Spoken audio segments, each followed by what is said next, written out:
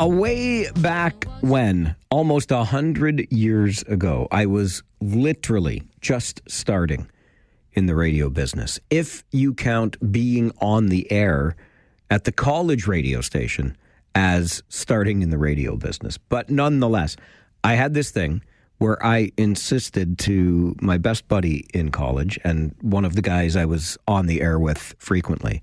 I said, Fleetwood Mac has never made a bad song. Every time Fleetwood Mac would come up in our music rotation, I would remind him, they have never made a bad song. And then I would challenge him to tell me, what song from Fleetwood Mac is a bad song? I bring that up because it kind of took me off guard when I read this morning that song right there, Dreams, of course, by the unmistakable, incomparable Fleetwood Mac, you can't make them as good as they were as a band. And Dreams went to number one on this day in 1977. That was the first and only U.S. number one hit for Fleetwood Mac, who, as I've already established, never made a bad song. But Dreams was the only one that got to number one on this day in 1977. And Stevie Nicks, also in a class all of her own, said she wrote that song in about 10 minutes. And it became a number one hit. Dreams starts our show for this Thursday, the 18th of June. Welcome to it. You know the minute we start the show every day.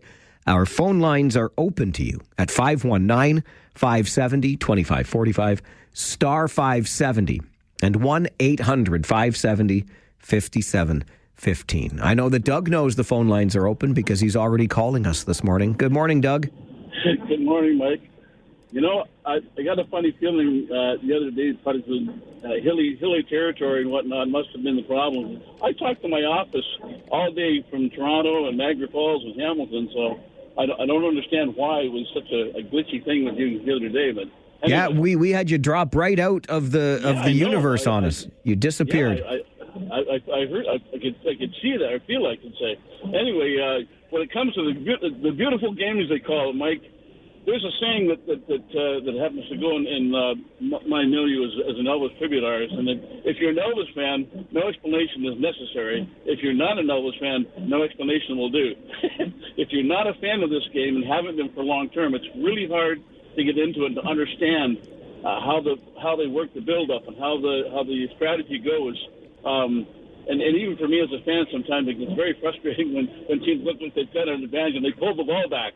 But it's how that unfolds that makes the game so beautiful. It's almost like a huge game of keep away, which some people probably can't get a grip on.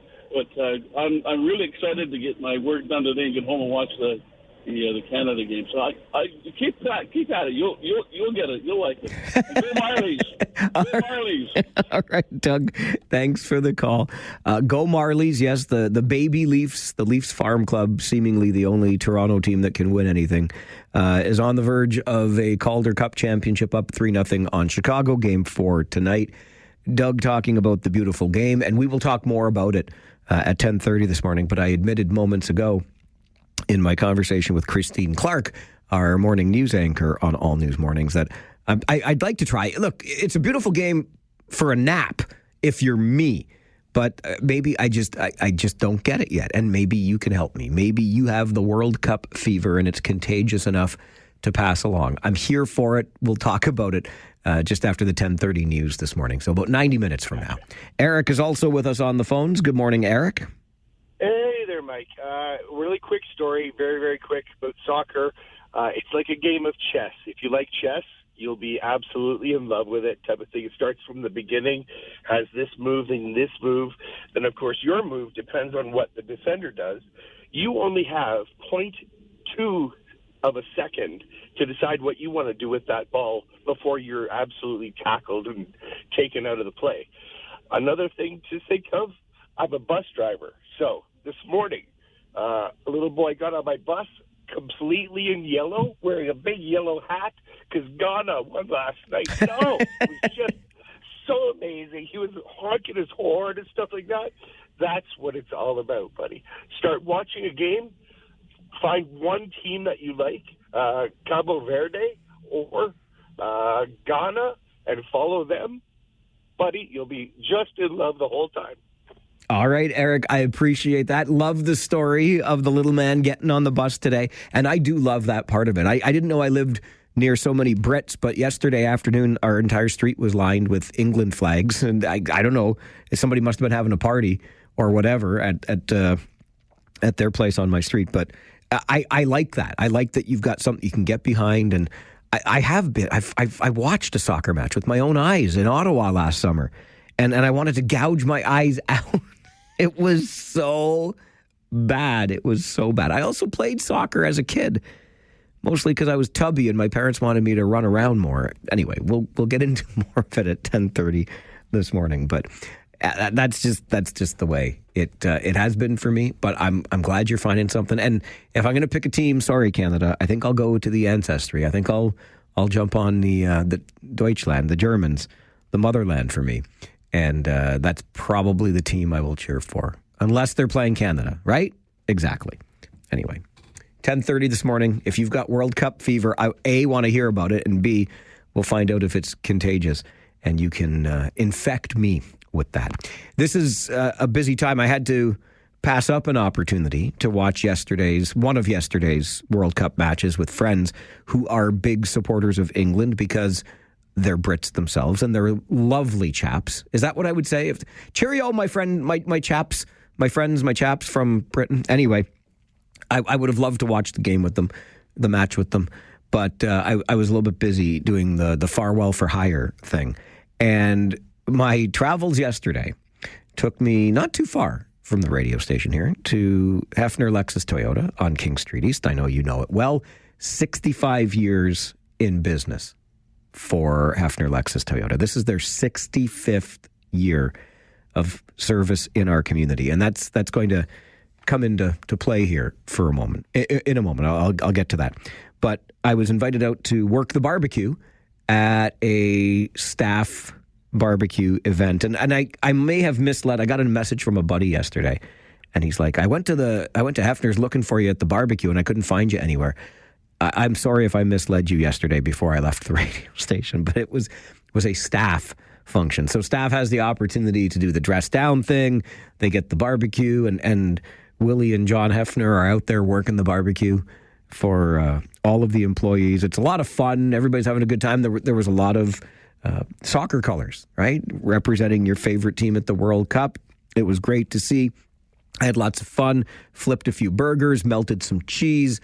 And as usual, the Hefners don't make it too hard on me. They've been longtime supporters of our fundraising efforts for cystic fibrosis research. I forget how many years. It's more than 5 for sure, 6, 7, whatever it's been. And they just cut you a check for $2,000 and off you go. And it's fantastic. But yesterday they decided they'd throw a twist into it. This comes back to the 65th anniversary that they are celebrating of service in our community at Hefner's. And they said, we'll round this up, the usual $2,000 we give you, to $6,500 in honor of our 65th anniversary. I'm like, why? Of course, you're very generous. Thank you. Let's do that. But there's always a catch, right? There's always a catch. And the but in this case is, in order to earn the top up from $2,000 to $6,500, I have to sacrifice butter tarts for an entire month. Now, I've made it clear over the years, I will do basically anything for charity. And how can I say no to an additional $4,500, total of $6,500 to celebrate the 65th anniversary of Hefner Lexus Toyota? All I have to do is not have another butter tart until July the 18th. Challenge accepted. And we're going to do it. And I'm going to make sure that Hefner tops up that donation to $6,500 from their usual check of $2,000, which I received yesterday. To get the other $4,500, I can't have a butter tart for a month. But I'm going to accept that challenge. And listen, it's probably in the grand scheme of things, Hefner's is doing me a favor here. But it was great to be there. It was great to hang out with you. And I will absolutely refrain from all butter tart eating. I'll talk about them, but I will not eat a butter tart until July the 18th. I think I got the math right. That's 12 more days this month, 18 next month. That's 30 days. Then I will fill my face and I will collect my $6,500 from Hefner Lexus Toyota in support of cystic fibrosis research for the Farwell for Hire fundraiser. And I remain grateful to you. On that same note, food, I have pledged that if our Farwell for Hire 50-50 raffle reaches a jackpot of $120,000 or a take-home prize of $60,000, I will do our very own version of the Hot Ones challenge. And if you've ever seen Hot Ones, it's somebody being interviewed while they are eating increasingly hot chicken wings. So last year during this, for a challenge, I ate a super hot chicken wing from Morty's, like one wing in the hottest sauce that Morty's makes. And I'm not much of a spicy hot foods guy. But this year we thought we'd step it up a notch. And instead of being interviewed, like on the Hot Ones show, I am the interviewer. So I'm going to have my friends from Ginger Goat Hot Sauce come into the studio with chicken wings that are increasing in heat intensity. And I will try to continue hosting the show as I consume wing after wing that is hotter and hotter than the previous wing. And we'll see how that all works out for me. I mean, I have no idea. I'll take any tips. Milk, bread, I'm told to have handy.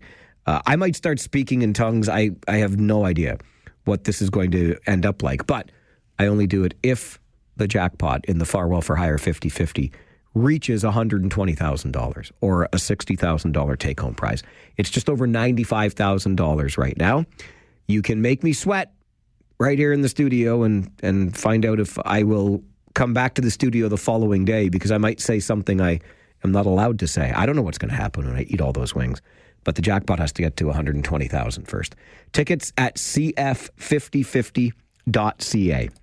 cf5050.ca. You can get tickets for as little as $10. And if you get them before noon tomorrow, you'll be eligible for our next early bird prize, which is a Kitchener Rangers, or should I say a Memorial Cup champion VIP experience where you will get a tour of the Rangers dressing room, the Memorial Cup champions dressing room. You'll get a meet and greet with a Memorial Cup champion player. You'll get some signed merch by the Memorial Cup champion Kitchener Rangers team. And then you're going to get your very own seat in the broadcast booth with Josh Piercy and I for a game. It's a pretty good view, and you don't have to pay for a ticket. You can just hang out. And if you're into that sort of thing, we'll even put you on the air with us. We'll have some fun. That is your early bird prize, but you have to get your tickets before noon tomorrow. cf5050.ca. 1, 2, 3, 4, 5, 6, 7, 8, 9, 10, 11, 12. Okay, let's get to your Farwell Show 5 for this Thursday morning, the 18th of June, number 1. If you are considering running in the municipal election in October, just a heads up about what you are running into.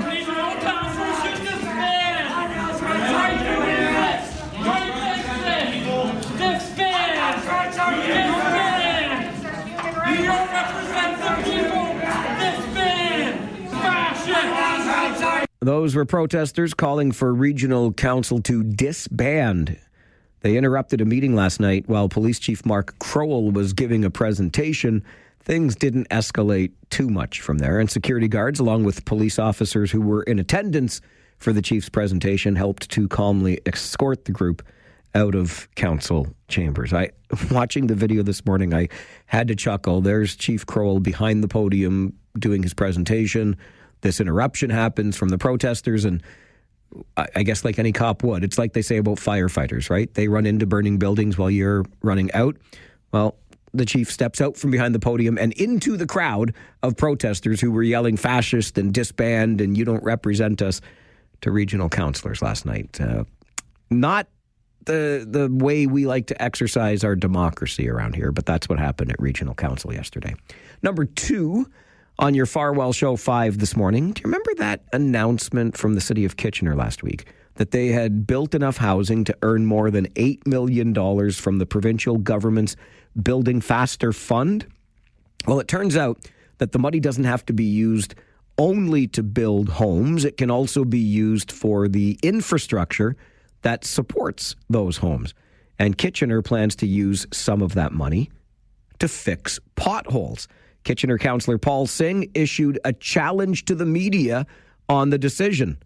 Challenge accepted, Councillor Singh. I want to challenge the media. This should absolutely be in the headlines. The fact that the city of Kitchener is going to be enabled by the Build Faster Fund to double the resurfacing of our roadways. We've all felt the pain after this very harsh winter of the challenges of a infrastructure that over time ages and in a harsher environment can impact our underground infrastructure, as well as obviously just the general livability of our residents, and in the end, I think the attractiveness towards additional housing in our community, ensuring that we have a faster replacement program enables us to address all those things. Because since the beginning of this year, one of the biggest complaints that I've heard from residents has been related to road infrastructure, and this addresses all of that. The headline should be, our residents are being heard. So hopefully they'll catch on that. Thank you. We caught on, Councillor Singh. Can I editorialize here for a minute? You better fill the damn potholes then. Now the challenge is back in your court. I can't wait to see pothole-free roads in Kitchener next year. Anyway, it's the $8 million was awarded to the city of Kitchener from the Building Faster Fund last week, and the city is going to direct $6.4 million of that to road resurfacing projects next year, double what it usually spends annually. So, again, challenge accepted. I hope I made it the headline you were looking for, Councillor Singh. Now the challenge is volleyed back to you. Fill the damn potholes.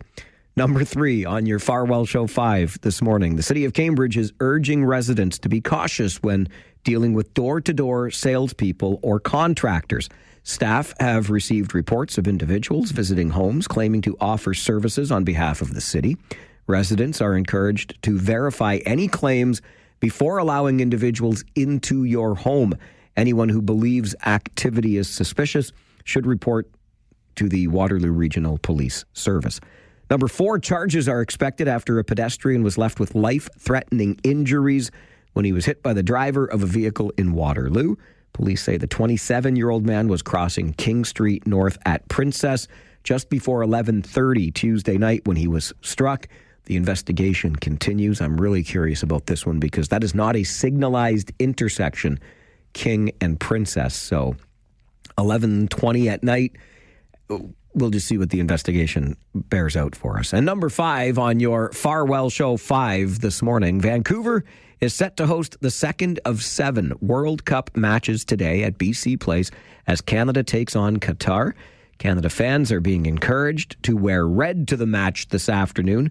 That is expected to have Prime Minister Mark Carney in attendance. Yes, but will former Prime Minister Justin Trudeau be there? Who cares?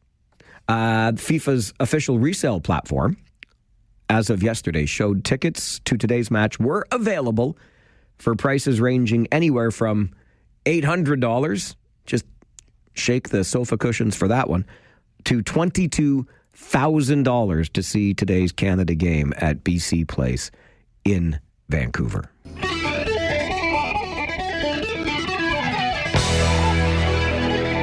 As God is my witness, I thought turkeys could fly. As God is my witness, that is your Farwell Show 5 for this Thursday morning. It's that time of morning. We take a quick time out. We come back with your morning wake-up call.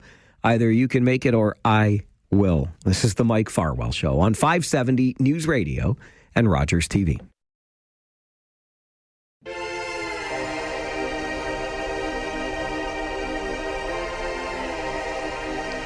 Just ahead of your 9:30 update in the 570 News Center, it is time for your morning wake-up call, and Christine wants to make it. She's on the phone with us. Good morning, Christine.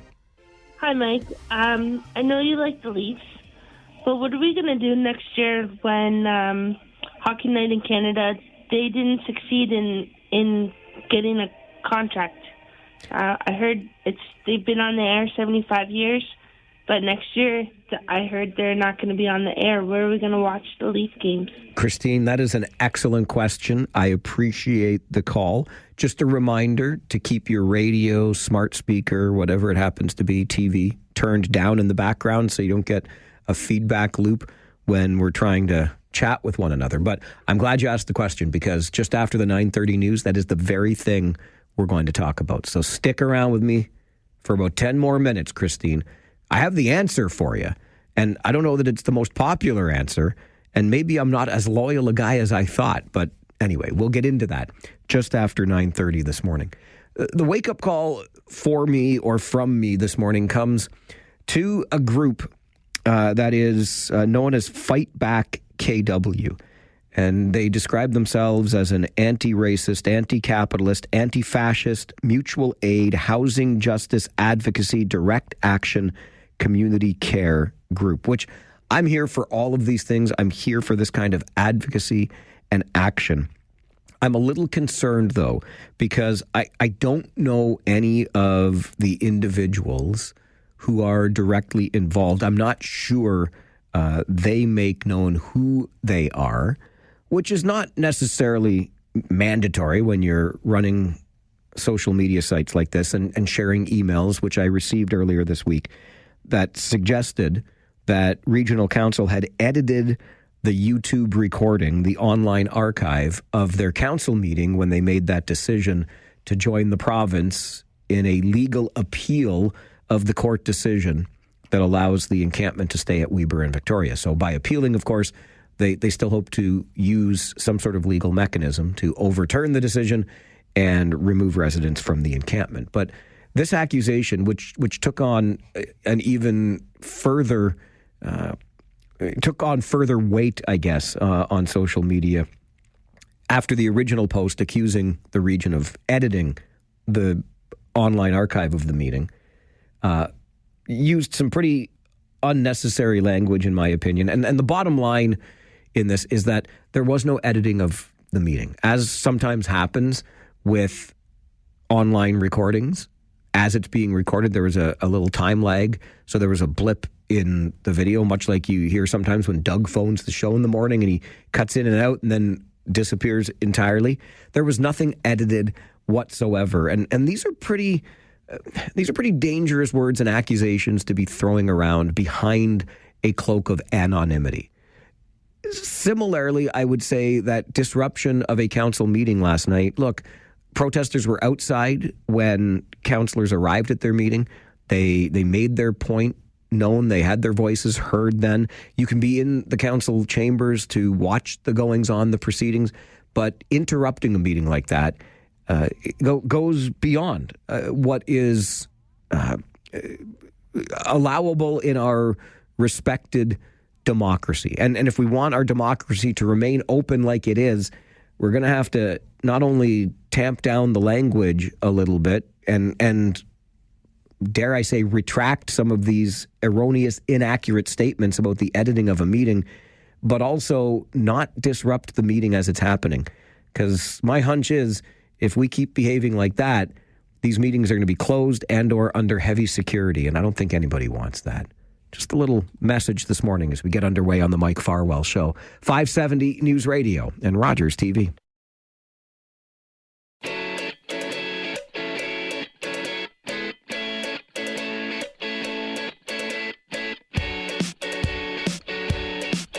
Well, Christine called the show not 10 minutes ago, and it's on her mind. I know it's on the minds of many since the announcement was made jointly by Rogers, the parent company of this radio station, and the CBC just a couple of days ago. After 75 years, the CBC, the Canadian Broadcasting Corporation, the Mother Corp, will no longer be carrying Saturday night hockey games. CBC says after the Milan Cortina Olympics and the success it had showing those amateur sporting events, it's going to focus on different sports for its Saturday night programming. So the end of an era, to be sure.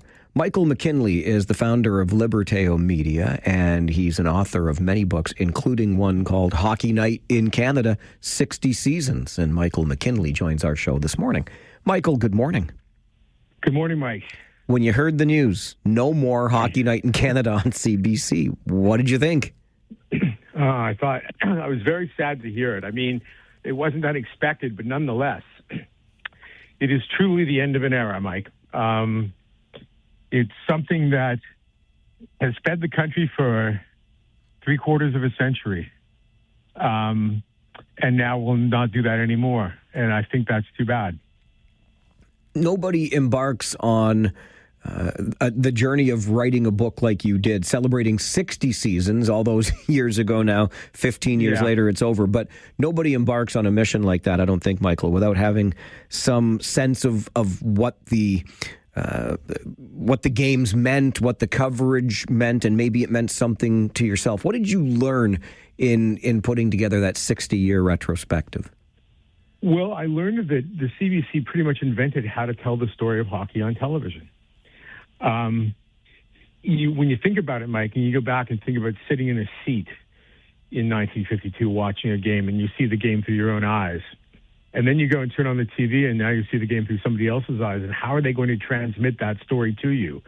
And the CBC figured it out. They figured out the camera angles. They invented the replay. They put together a way of telling the story of a game that captured the imagination of a country for 75 years. And that's no small feat. And it hasn't changed really much either. I mean, Fox tried to change it a few years back, and they got a lot of flack for doing that. But when you look at any hockey game broadcast now, it's pretty much as the CBC created it. There is obviously a lot of nostalgia associated with this brand, Saturday Night Hockey on the CBC. I remember, I've told the story many times, our family was a Saturday evening church-going family as opposed to Sunday mornings. And when the games would start a little bit later on Saturday nights, I couldn't wait. Like, please, Father Hayes, have a shorter sermon tonight so I can get home, because it was a race to get to that television set. Beyond those sentimental attachments that we have, Michael, what do you feel as though we're losing as Canadians when this entity disappears next season? Well, I mean, it told the national story. I mean, hockey's Canada's game. And the CBC found a way to tell the story of that game, and it also made the reputation of the CBC. I mean, a lot of people connected with the CBC because of hockey, and it grew its presence in the country because of hockey. And I think that Saturday night was a date night, as you rightly point out, Mike. I mean, it was a destination appointment with the game we all love. And I think that in losing it, you're losing access for a lot of people to it, because now they're going to have to subscribe to it, or they might be in places where you can't subscribe to it. But nonetheless, that'll come down the pike when it does. But I think that what they're losing is a national storytelling vehicle for the sport of Canada. Yeah, I think that's a really good way to put it. And your point about having to subscribe to it is not lost on me, because that's the way I look at this now. I don't think for 1 second that Saturday Night Hockey is going to disappear. It's just not going to be on the CBC. And I guess, in the bigger picture, that just tells us the way that broadcasting and media has gone these days. It's pay to play. Yeah, it very much is. I mean, it's not surprising in that regard, Mike, because that's the reality of it all. And I live in New York City, and I watch hockey on ESPN, but ESPN gives me the option to watch it on Hockey Night in Canada, or had done, because you can pick which network you want to watch it on. So I would watch it on Hockey Night in Canada, and now I can't. I mean, I can watch it wherever it's broadcast, but because I subscribe here and have to. But I feel for the people who don't, and now we'll have to make that decision and pay for it. As you continue to digest, because this is still really early hours after we learned of this change, any thought to a follow-up to Hockey Night in Canada's 60 seasons, with Hockey Night in Canada the end of an era? Putting pen to paper again? Yeah, I mean, I might do that. I'm thinking about hockey. I'm writing a murder mystery about hockey right now, Mike, actually. Really? And it's following up one I wrote a few years back, and it's coming out this autumn. And it's going to now, I think, change the way the story is told in that book. I mean, the process of revising it. And so, yes, I am putting pen to paper, but not in a direct response, but in a fictional response to the disappearance of Hockey Night in Canada. And, I think that will resonate, I hope, with readers. It's certainly resonating with me. Very interesting. Now, you're not going to make Rogers the villain all of a sudden that killed Hockey Night. No. I'm not going to do that. It's the reality of the marketplace. I realize that. But I think that losing something like this and maybe asking the question of why CBC wanted to lose something like this would be worth pursuing. I mean, it made their reputation, and why would you let it go? I mean, it's something that I don't know the answer to, but it certainly occupies my thinking. It has crossed my mind as well. It's one of the very many good questions that exist around this story now. I'm glad we could get your time this morning, Michael. Thanks for making it for the show. Thank you for having me, Mike. I really enjoyed it. Anytime. Enjoy your day. Bye-bye. And you, bye. Thanks. Michael McKinley is an author. He's the founder of Liberteo Media, makes his home in, as you heard, New York now. And he's the author of Hockey Night in Canada, 60 seasons. Obviously, 15 seasons ago, because after 75 seasons, it's done. Hockey Night in Canada, as we have all known it for generations. I'm sure you, like I, have memories of watching those games on Saturday night. Maybe it was a family tradition. Maybe it was just you hurrying home from church on Saturday nights so you could see as much of the first period as possible if the sermon at church didn't go too long.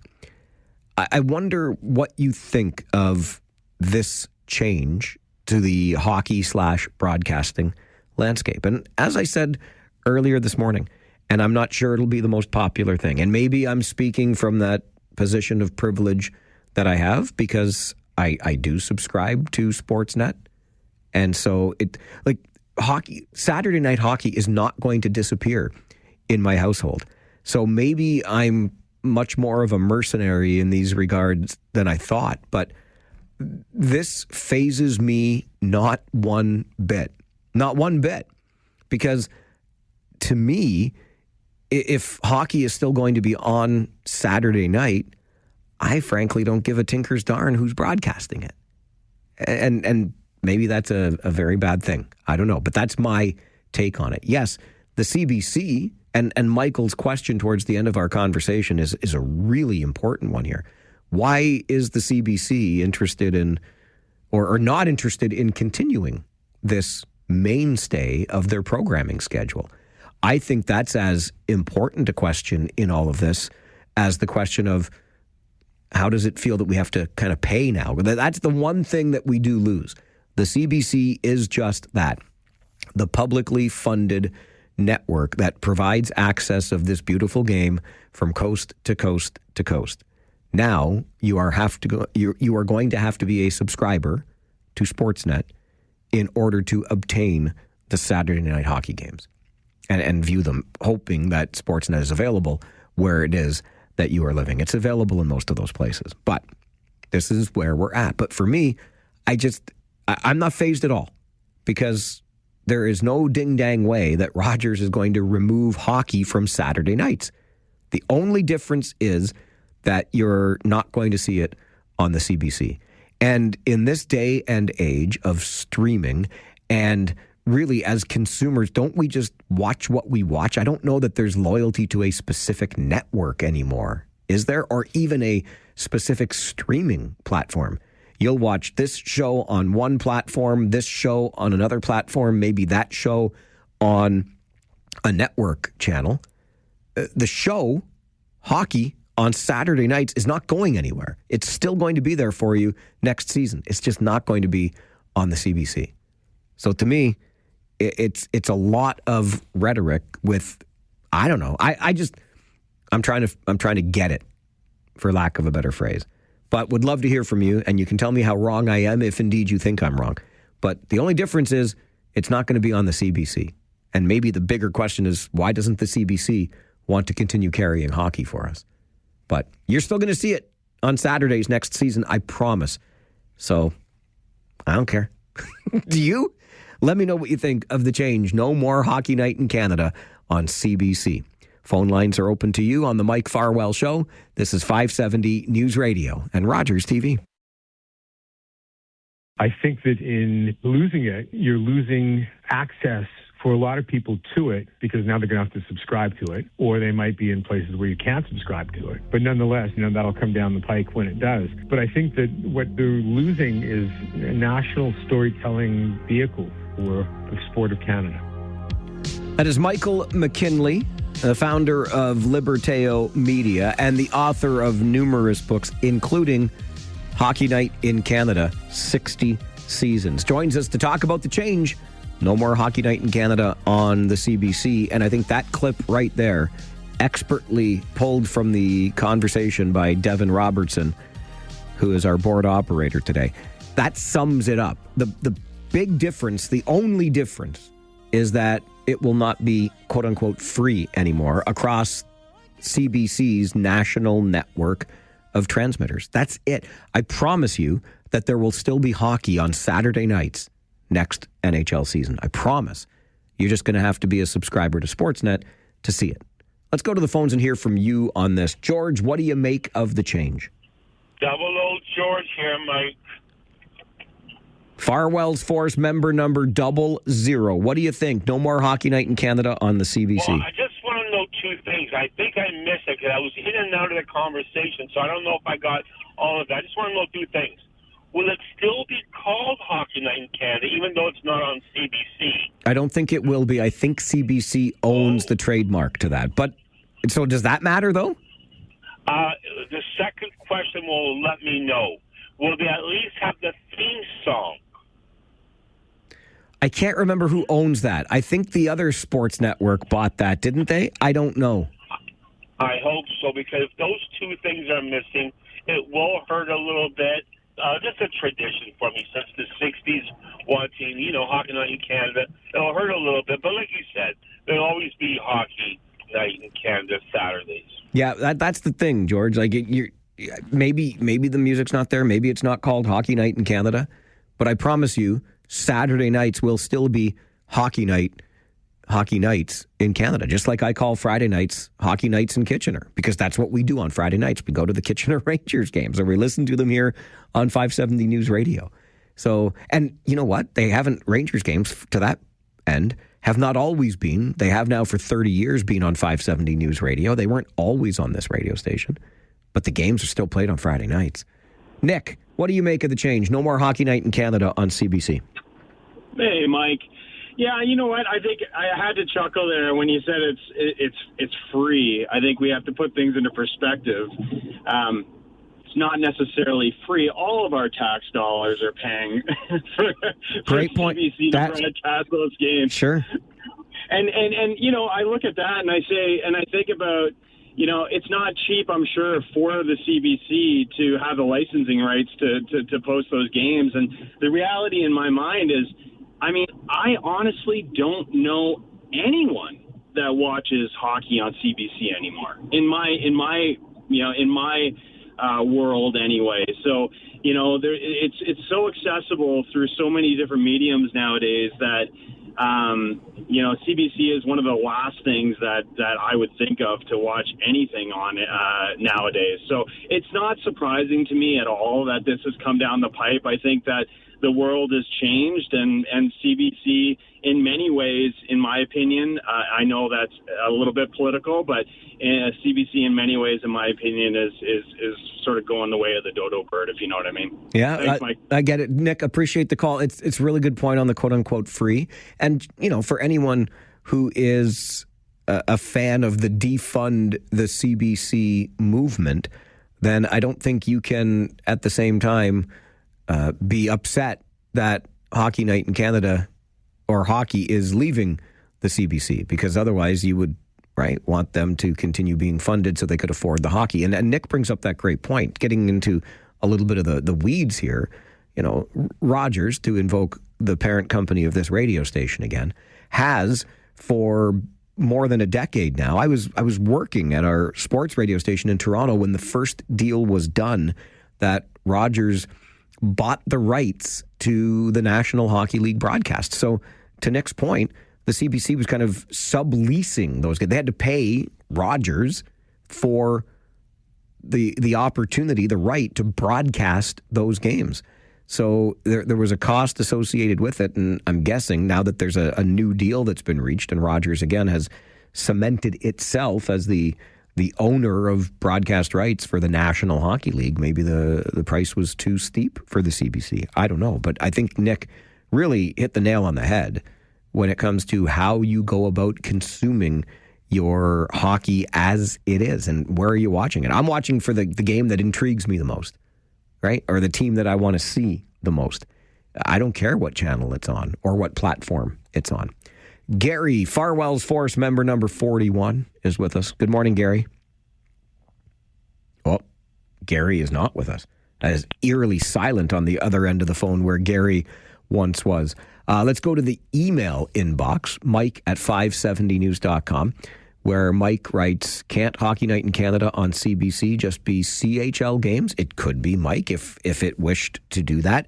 And, you know, that invokes a post I saw on social media from a friend of mine, Tyson, who acknowledges in his post that he's about as big a any sport, anytime fan as anyone he knows, and people around him will attest to that, as will I. He just loves his sports, watches pretty much all sports all the time, but he didn't like the positioning from the CBC about focusing on amateur sports and athletes in those games. Doesn't appeal to him from a broadcast standpoint. Another Mike writes to Mike at 570news.com. I don't think it should be taken off the CBC because a lot of people who cannot afford cable and seniors with no cable, at least they can still get CBC.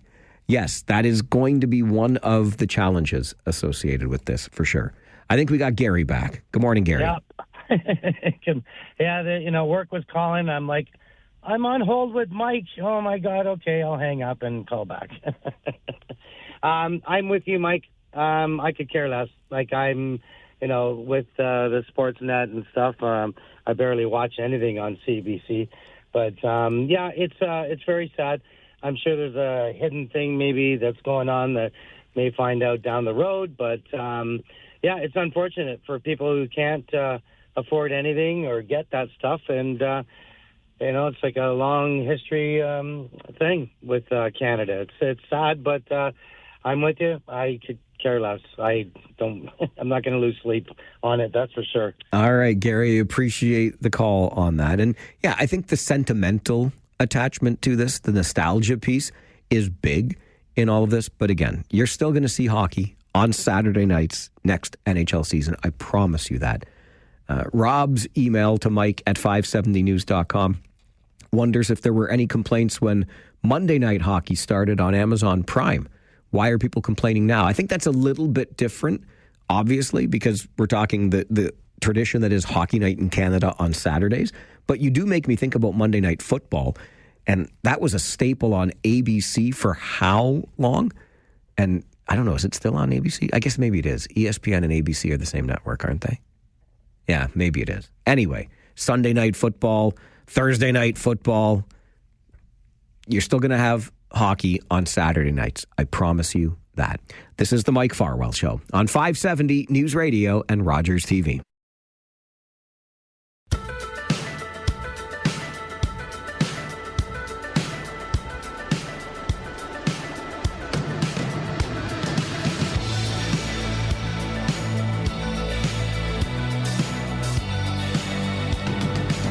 Something that we have been talking about through this week is young people being involved in criminal activity. One of the more shocking examples was the 12-year-old boy charged with multiple offenses, including attempted murder, for allegedly being the driver of a stolen vehicle that ran down a Toronto police officer. It's had us asking questions about our youth and the kinds of activities they are engaging in or being recruited to engage in. And getting a little bit more specific, as we have learned from a recent media conference by Toronto police, there have been youth, not as young as 12, mind you, but still youth being recruited by criminal organizations to carry out shootings.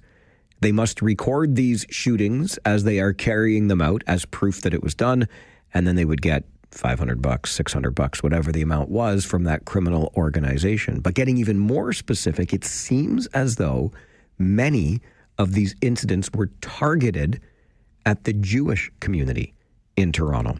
Rochelle Durenfeld is a senior criminal counsel with the Alliance of Canadians Combating Anti-Semitism and joins us to talk about it. Rochelle, good morning.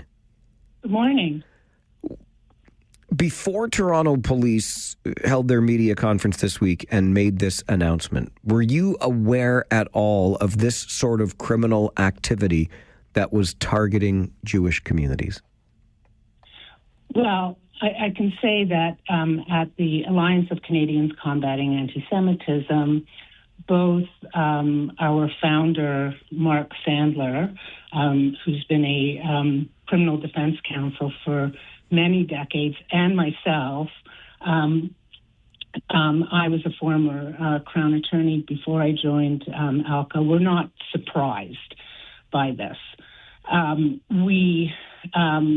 We knew already that 2 young persons had been charged in relation to 2 of the synagogue shootings that occurred in March prior to the consulate shooting. So we knew that there were young people involved, but we suspected as much in any event. This idea of recruiting young people to commit criminal offenses is not a new criminal enterprise. This is addressed in our criminal code in the criminal organization sections of the code, where recruiting a person to join a criminal organization is an offense, and where that person is under the age of 18, it calls for, it's an aggravating factor on sentence. Similarly, in the sentencing provisions of the Criminal Code 718.2, it's also an aggravating factor if a criminal involves someone under the age of 18. So this has been going on for quite some time. We've heard many cases where gangs or criminal organizations will engage young people for, various reasons in order to do the dirty work, and, are paying them to do the dirty work. So this is just an extension of that. And so we weren't surprised when we heard the Chief Demqu's press release the other day. And when I heard that same press release from Chief Demque, I got the impression, and you can correct me if I'm wrong, but that he was suggesting that we need laws that are kind of keeping up with current realities. And you've done a nice job, Rochelle, of explaining these aggravating factors and laws that are on the books. But I have to wonder now, if I did hear Chief Demque correctly, if these laws are sufficient today. Yes, you did hear correctly. So he did urge all levels of government to pass what is now a Bill C-16, which would create a standalone offense for recruiting a young person under the age of 18 to engage in a criminal offense. And that's something that we at ALCA would very much support. Do we have any idea which criminal organizations are behind these guns for hire, so to speak? So we don't, but you can put together a little bit, and of course this is speculative, and this is not based upon what Chief Demque said. This is partly based upon what Chief Demque said, but it's speculative in terms of which criminal organizations are involved. So we know from what the chief said that there are criminal organized cells that are hiring people particularly young people, to commit these criminal offenses. We know that it goes even beyond the targeted shootings that we have seen experienced in the Jewish community for the last over 2 years, that it extends to other investigations, including the GFL investigation and other shootings in the GTA. We also know from a U.S. Department of Justice release last month that an Iraqi national by the name of Mohammed al-Sadi was arrested. Now, Mohammed al-Sadi is a commander of a designated, U.S.-designated terrorist organization known as Kataib Hezbollah. That organization is not a designated organization in Canada, but it is in the U.S. and in other countries. And he was responsible, according to his own admission, directing attacks in Europe. I think the number was 18 attacks in Europe, including the Golders Green attack in London. And he planned similar attacks in the U.S. and took responsibility for 2 attacks in Canada, one being the U.S. consulate, for which one person actually just turned themselves in yesterday, the outstanding person, Mr. Zara Jabi, and another person as well who was arrested during the raid last Thursday, where unfortunately an officer from the Toronto Police was killed. He took this Mohammed al-Sadi took responsibility for the U.S. consulate and another attack in Toronto, which he referred to as a Knesset, which has been interpreted as a synagogue. We don't know that for sure. But when you put all of the reports together, it certainly wouldn't surprise us to learn that there is Iranian-backed or Iranian-related terror cells that are possibly directing these attacks in Europe and North America. Now, that is just an amalgamation of the information that we have. We've also seen other reports from other sources that both Russian and Iranian-backed terror cells are operating and hiring young people. This has been reported by other sources as well, and they are operating in Europe and in North America. So putting all of the information together, it wouldn't surprise us to learn that those are the sources of these terror cells. Again, that's not confirmed, so I want to make that very clear. I'm glad you explained that in the way that you did, though, Rochelle, because I, too, had come to the conclusion through my reading that these shootings, these incidents were certainly not unique to Toronto. And you mentioned that this escalation has been noticed in the past couple of years. Do we make a connection to the war in Gaza? And is what we're seeing sort of a domestic result or connection to that? Well, I think that's a natural connection to make. We know from the past that when there is turmoil or in the Middle East, it's reflected in a stiff rise, an acute rise in anti-Semitic conduct.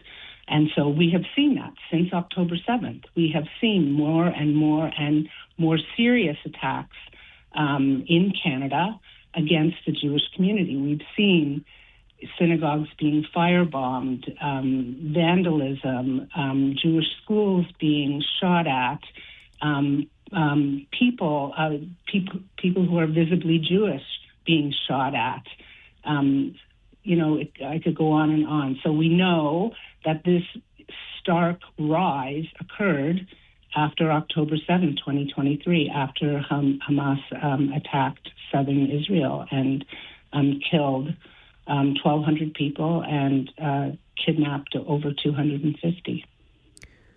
How are your communities responding, Rochelle? What's life like in these targeted communities today? Well, one of the things that our organization does is we procure and curate joint community impact statements for criminal sentencing. So we've done that in quite a few cases now over the last year and a half. So we put together, when a person has been found guilty of a hate-motivated crime, we put together community impact statements from a variety of different communities, not all Jewish, because this isn't just a Jewish problem. And we tell the court about what these what impact these offenses have had in the community. And I'll tell you that the Jewish community is scared. The Jewish community is questioning whether or not they still have a place in this country. The Jewish community doesn't feel safe.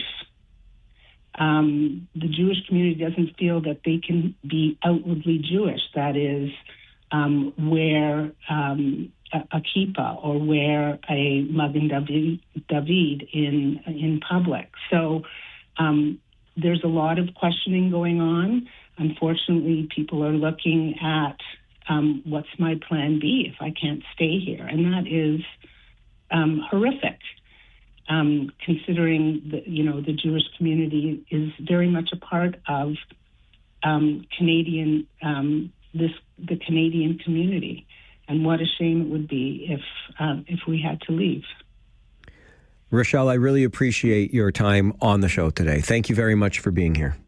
Thank you. Rochelle Durenfeld is a senior criminal counsel with the Alliance of Canadians Combating Anti-Semitism.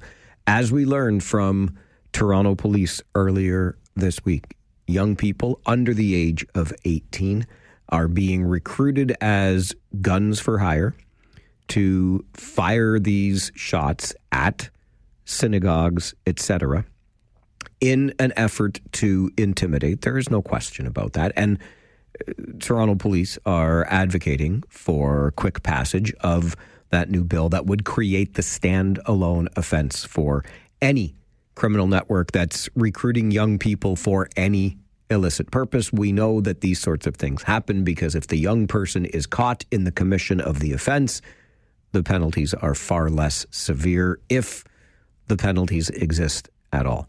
So there is an effort being made to make the connection to the entity that did the hiring and hold them to account for the offense.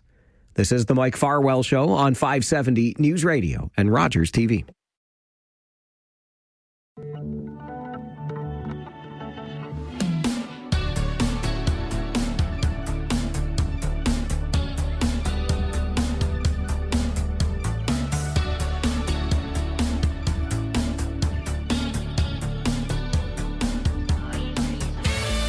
Just a heads up for you, coming up after 10:30 this morning. I know it is a Thursday, and that is usually the time we do Living Retired on the radio with our friend Gary Chalk. But Gary is under the weather, will not be with us today. I don't know if he has caught a case of the World Cup fever, but he's not feeling well. I am yet to catch that fever, but I would like to. I'm feeling the excitement vicariously through you.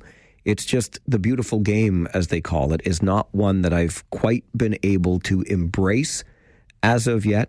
I am enjoying the energy around the World Cup, though. I wonder how you're doing and if you can help me catch that World Cup fever. We will get into that just after the 10:30 news this morning because, unfortunately, our good friend Gary Chalk cannot be with us on the show today.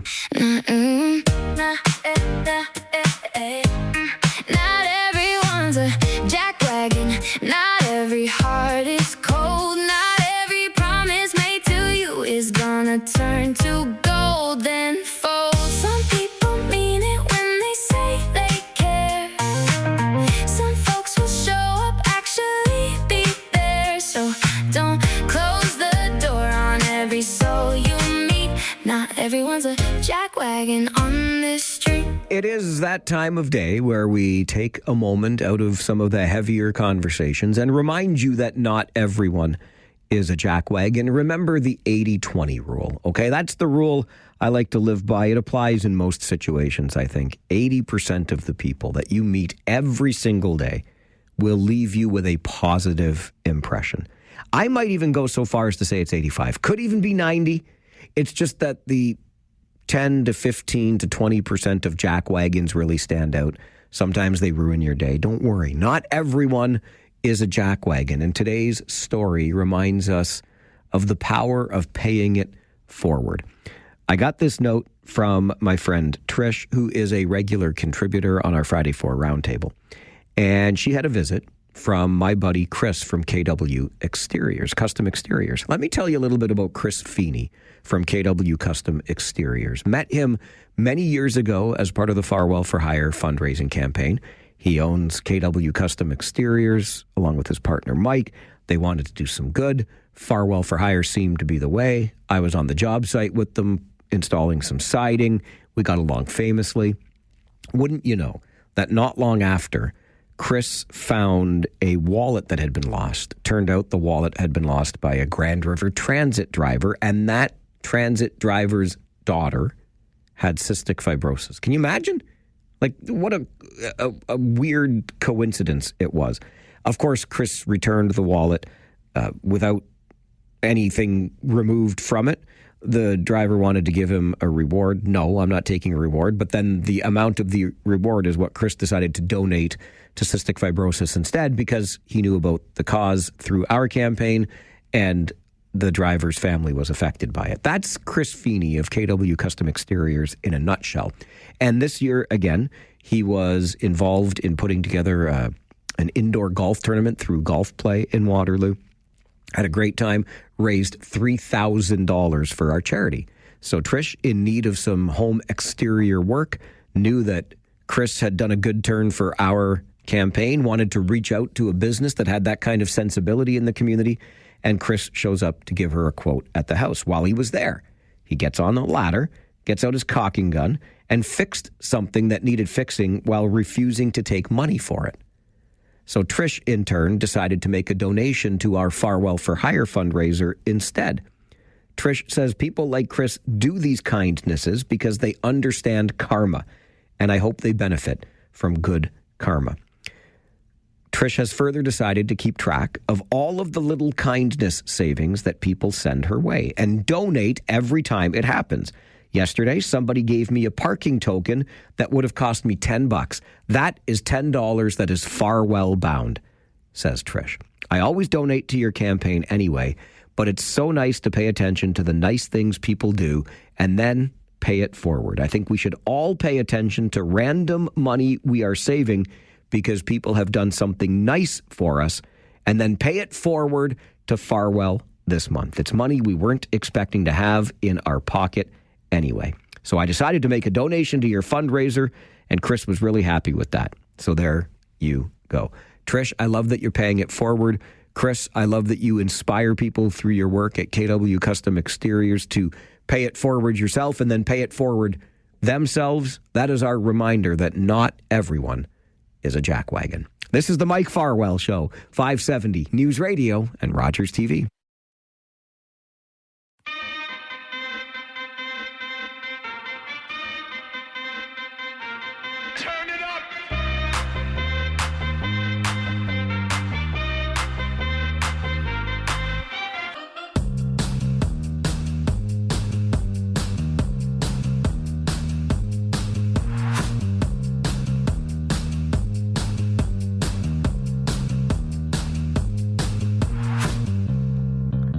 Do you have the fever caused by the World Cup of soccer? This is the question I am asking you this morning. And whether or not it is contagious. Like, can you give me the fever? I want the fever. Not only do I need more cowbell, I want the fever that is the World Cup. I had the opportunity yesterday to watch a match, England's match, whoever the heck England played yesterday. I know England won. It was England-Croatia, right? I'm not trying to be dismissive. I should watch my language. I'm not much of a footy fan at all, but I have been enjoying the energy created around these games. And I've seen the flags on vehicles. I'm okay with them. I've heard some complaints. Why? Fly your flag. If you're cheering for whatever team it is you're cheering for and you want to put that nation's flag on your vehicle, you go right ahead and do that, please. I was really actually quite sorry I couldn't make that match yesterday afternoon because my two friends who invited me hail from the other side of the pond, across the pond in jolly old England.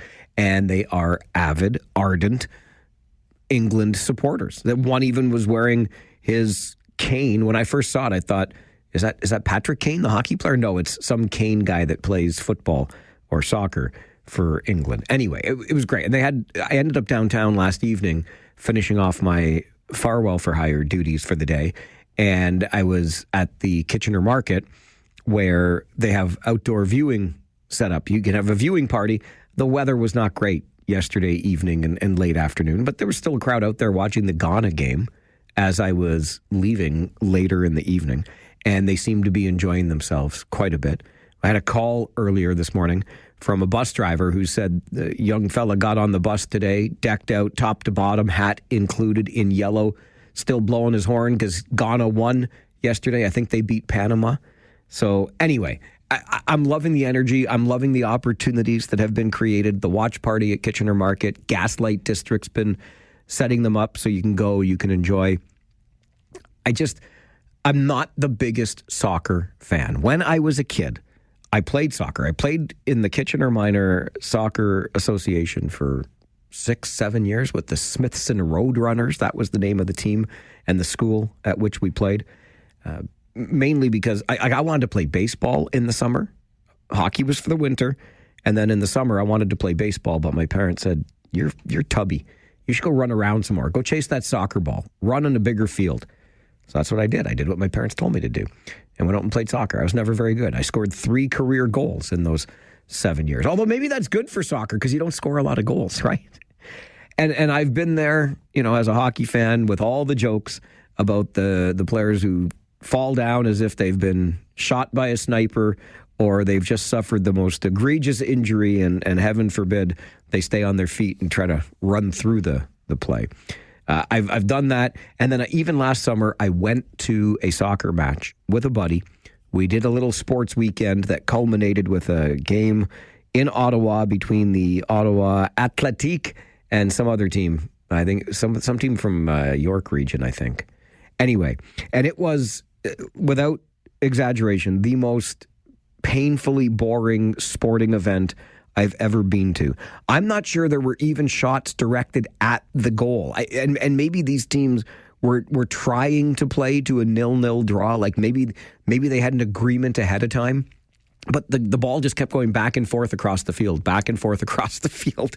And honestly, very few balls were even directed at the net. It's a pretty big net. I think you should try shooting at it sometimes, kicking the ball in that direction. Again, that's my background as not being a huge footy fan, but I am taken in by the energy. There's lots going on. Lots of people are loving this. Who do you got? Who's your team in the World Cup? Do you have the fever, and can you infect me with it?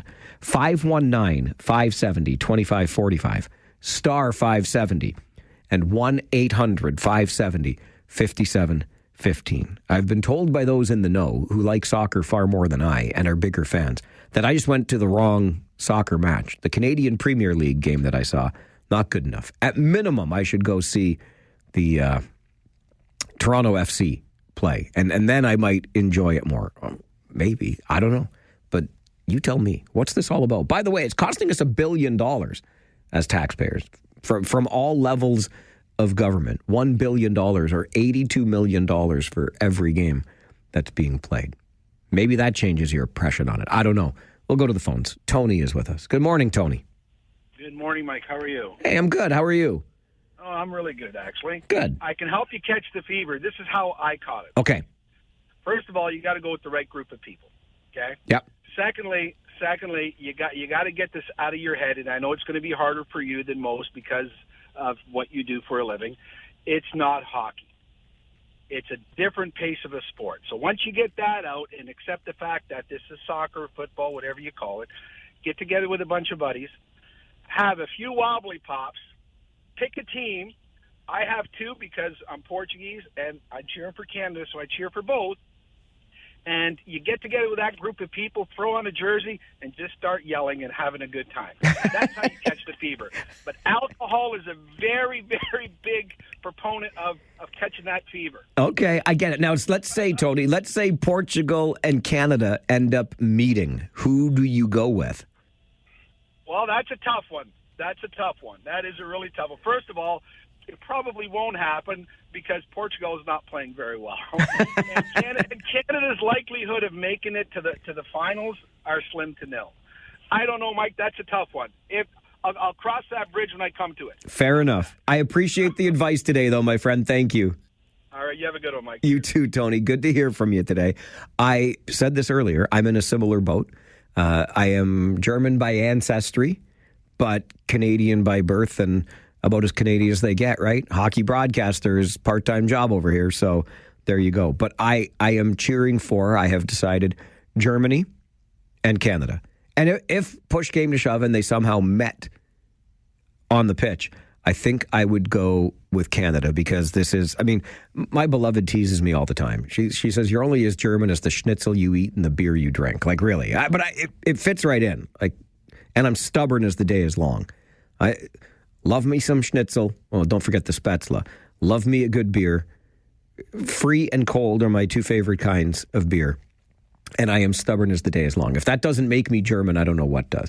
But I have to go with a team like Germany because they probably have a better chance than Canada of winning this thing, right? I hear Germany's got a pretty good team this year. So who do you have at the World Cup? Have you caught the fever, and is it infectious? I can get behind the idea of, being a bit of a hooligan and, well, a bit, I mean, being a respectful hooligan, yelling a little bit at the big screen at a watch party or with the group of people that I'm enjoying it with. And yes, enjoying one of those adult beverages while I'm doing that, because any excuse to drink beer is a good excuse for me. Ian sends an email to Mike at 570news.com. Says, I'm going with a friend tonight to see the Marlies, Toronto Marlies, baby Leafs farm team, chance to win a Calder Cup championship. As for soccer, Ian says, I loved playing it and I was a goaltender, but watching it is difficult. It reminds me of the SCTV skit where they're running a charity to save the station, and the threat comes about if they don't get saved that the station will just show soccer games. That's right, hours and hours of soccer. I've got friends who are into this stuff. They watch for hours and hours on weekend mornings on the sports channels.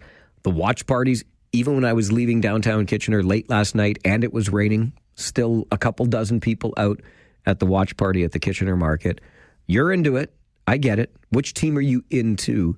And can you help me catch the World Cup fever? Take more of your calls after this on the Mike Farwell Show. This is 570 News Radio and Rogers TV.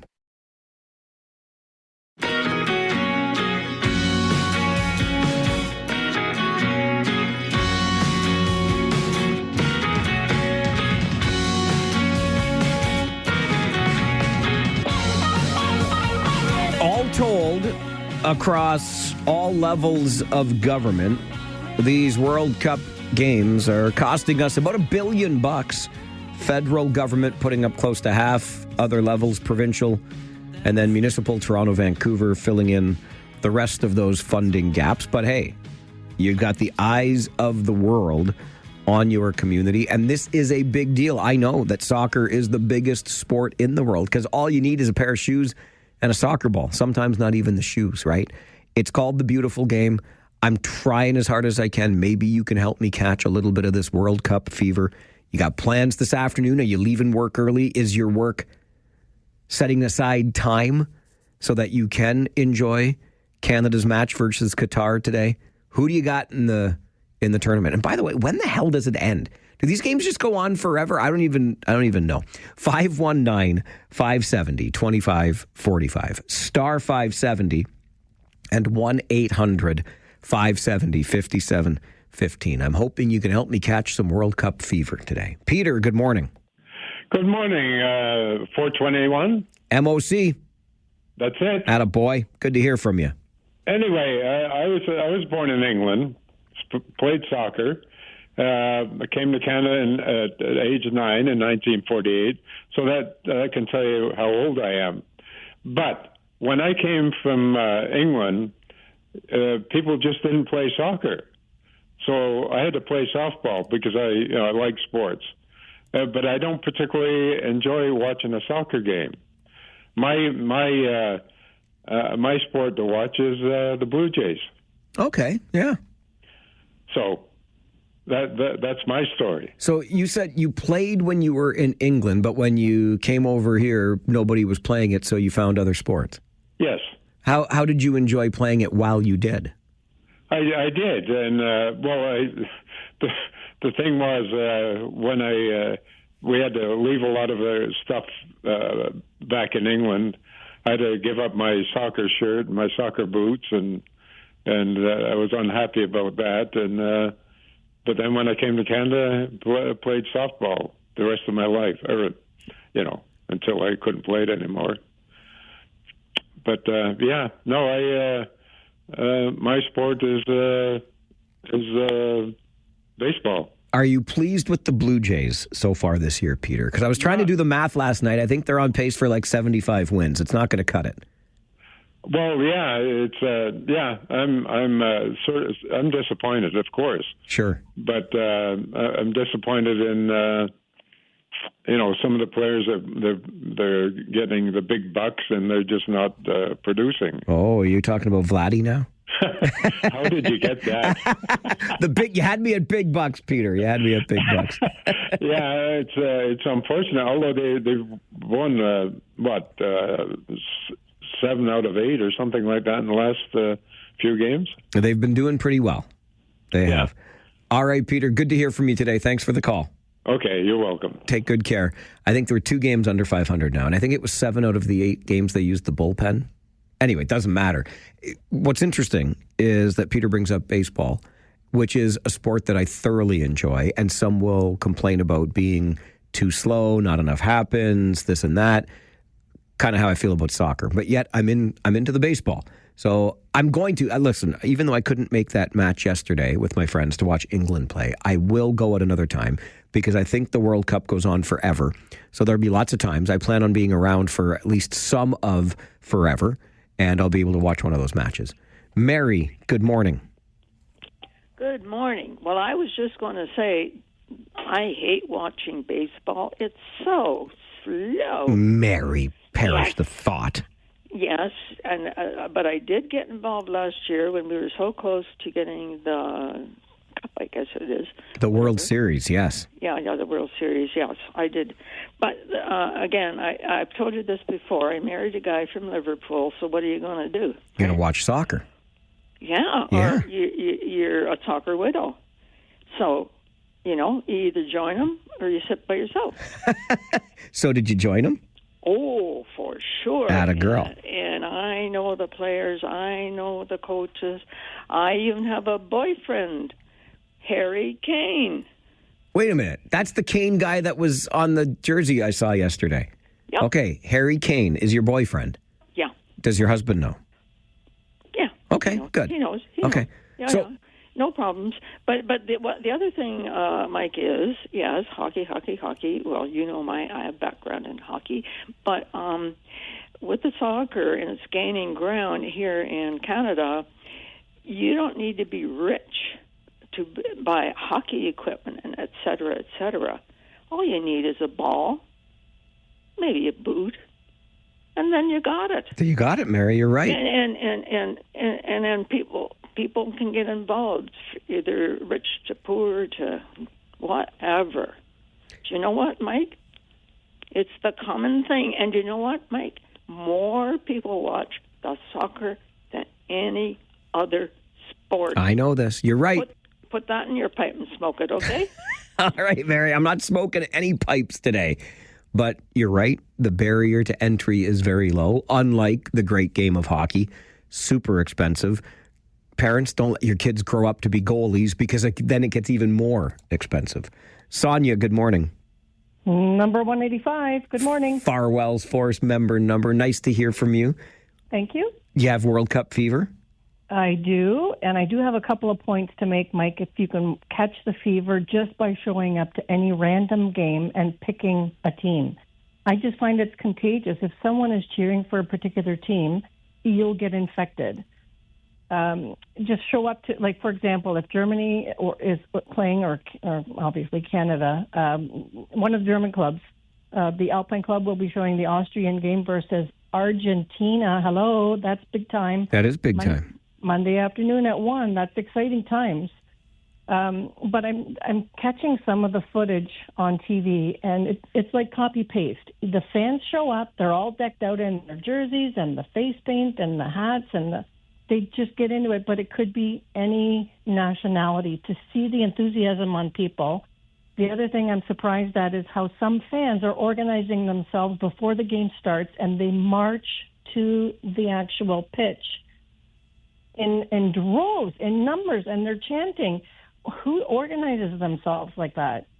It's just everywhere. You just have to look. It's there. You can catch it too. Okay, I see. I feel like I have noticed the energy, so it's getting kind of contagious. I just haven't seen a match yet, but okay, I'll pick my team, and I'm going with Germany if that's okay. Oh yeah. Okay. Oh yeah. Thanks, Sonia. Take care, Mike. You Bye. too. Bye-bye. Great to hear from you today. Andrew is next. Andrew, do you have the World Cup fever? I was born with World Cup fever, my friend. Well done. Now? Well done. Right?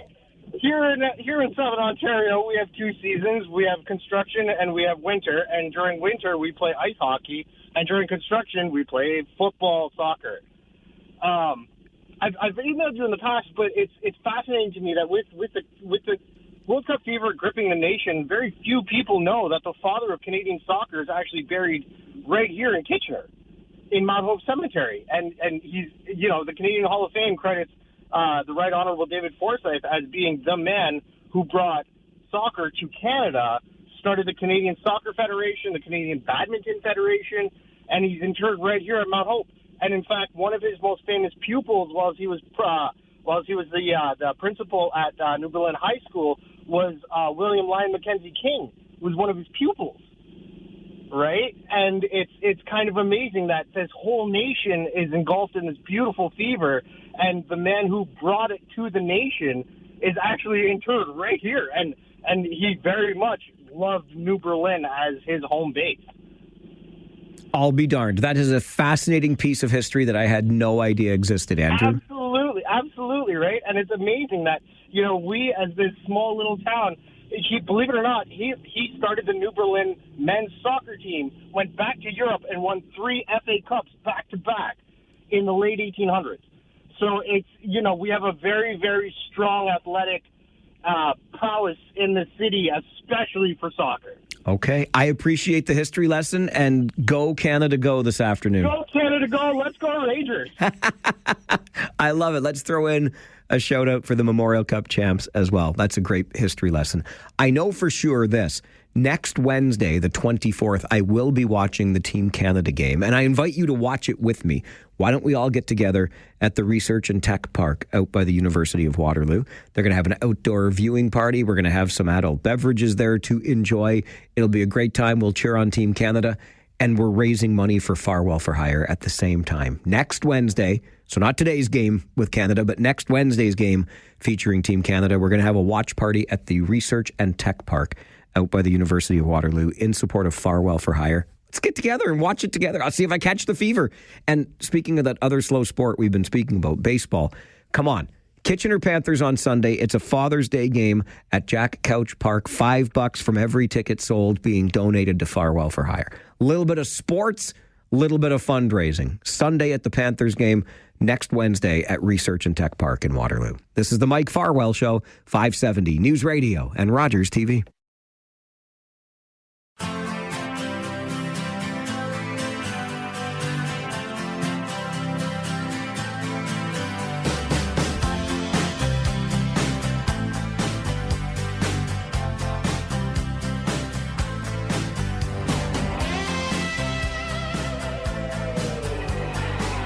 This past Sunday evening, there was a march in our community. It left from Knollwood Park in Kitchener. It made its way down Weber Street to our provincial courthouse. And it was intended to put justice on trial. That was the hashtag, justice on trial. It was in response to the recent verdict in the case of former neurologist from Kitchener, Jeffrey Slocum, who was acquitted on all 4 dozen counts of sexual assault. So now justice is on trial. And in response to that march and the efforts behind the Justice on Trial movement, the leadership table for our region's gender-based violence strategy has issued an open letter. One member of that leadership table is our next guest, Sarah Castleman, who's the executive director of the Sexual Assault Support Center of Waterloo Region. Sarah, good morning. Thanks for making the time. Good morning, Mike. Why the open letter to support the Justice on Trial campaign?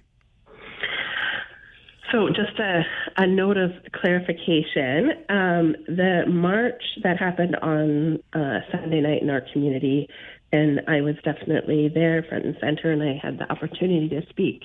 The hashtag for that was actually Funeral for Justice. Oh, right. I'm so sorry. Thank you. Yes. Yeah. So that was Funeral for Justice, and that was organized independently by, survivors and advocates in our community. And we were right there alongside of them, supporting them in that work. And they were marching for the same reason that we are, putting hashtag justice on trial. So it's all part of the same work that we're doing in the community, and we're working in support of one another. I'm happy to tell you a little bit about the Justice on Trial campaign, what it is, what it was born from. I think everyone in Waterloo Region, or most people in Waterloo Region, know by now that on April 24th, we had the verdict in the Slocum trial in our community. And I know, Mike, you've had a number of folks speaking about that on your show over the last couple of months. And so in that trial originally involved almost 70 women, and it got whittled down to 48 women. But basically, local former neurologist, Jeffrey Slocum, was charged on 48 counts of sexual assault with 48 women who had been his patients. And so when the verdict came out in that case, after years of investigation and trial, he was acquitted of all charges. And it was shocking to our community, shocking to survivors, and even shocking to us who have been doing this work for a long time. We know, what outcomes look like in a lot of sexual assault cases, but with this many women, we were still shocked, honestly. So I was in the courtroom that day, and as the judge read the verdict and women started standing up and walking out of the room, some of them quiet, some of them in tears. As they started kind of leaving, I eventually stood up and walked out with them because I was with them.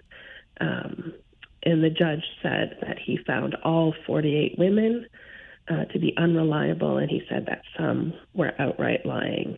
And to me, that was like a galvanizing moment in our community in terms of the justice system needing to change. How do we change it, Sarah? there's not one simple answer to how we change it, but there's lots, this is systems change. That's like how we address major issues. But there are many concrete things that we can do, that we know we can do to improve it and to start the work. And so what we need is the folks in leadership, our government, to make this a priority. So one of the things that would have been a really good first step is just a few weeks ago, the province did a vote on Lydia's Law. So our MPP Catherine Fife, had put forward a private member's bill that was seeking to increase transparency and accountability in the justice system in regards to sexual assault.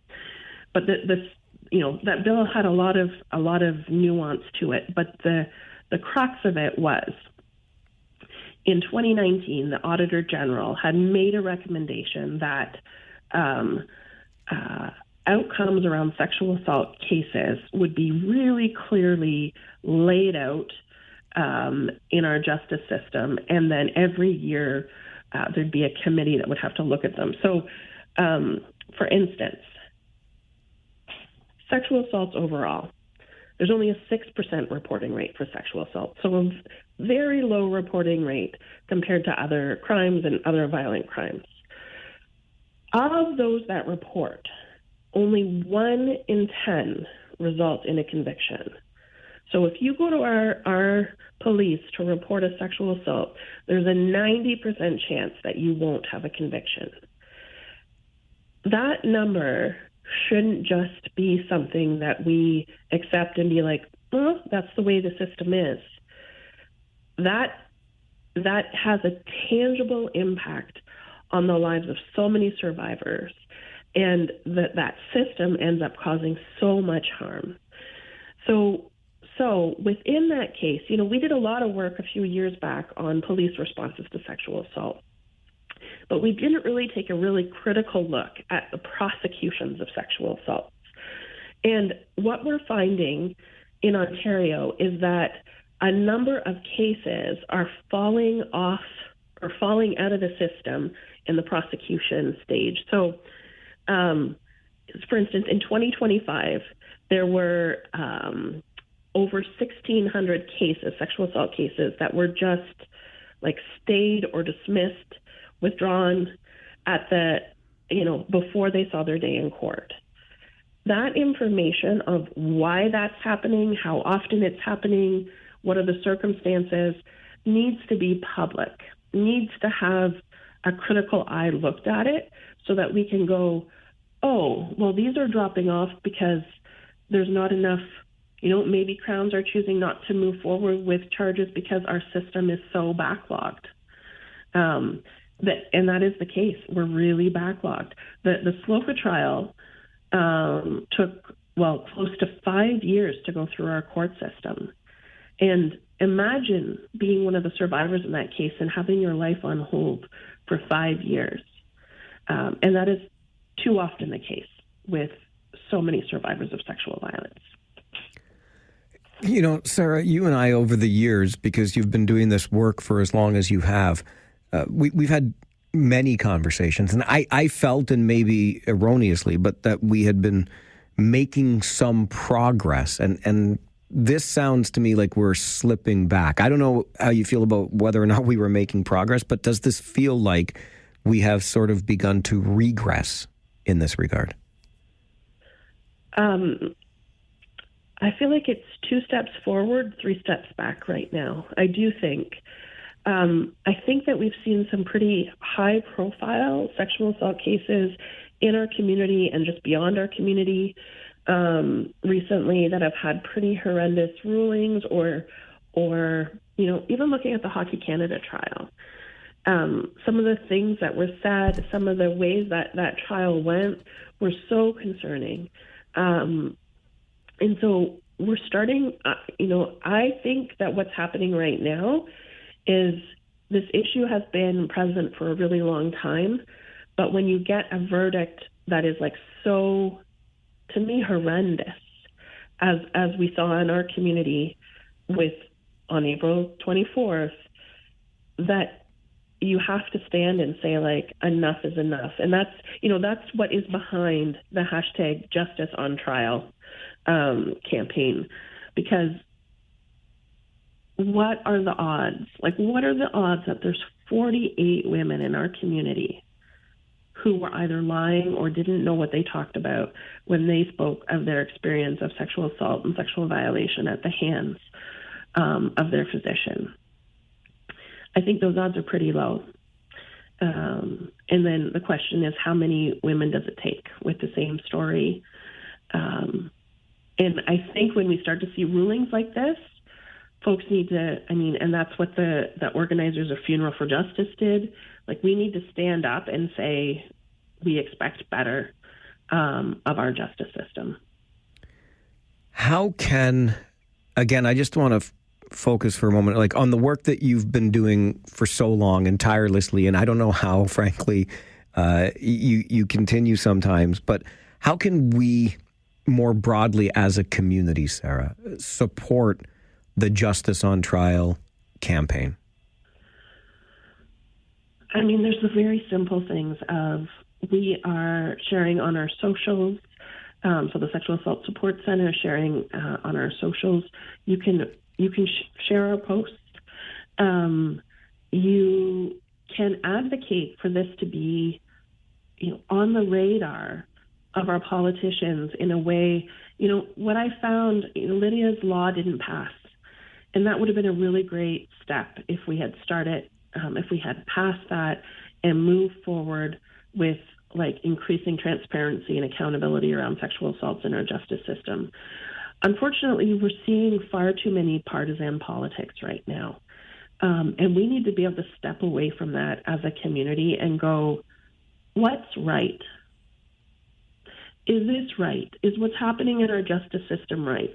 Is it okay that sexual assaults are literally timing out of our justice system? That's what happens. Sometimes someone will come forward.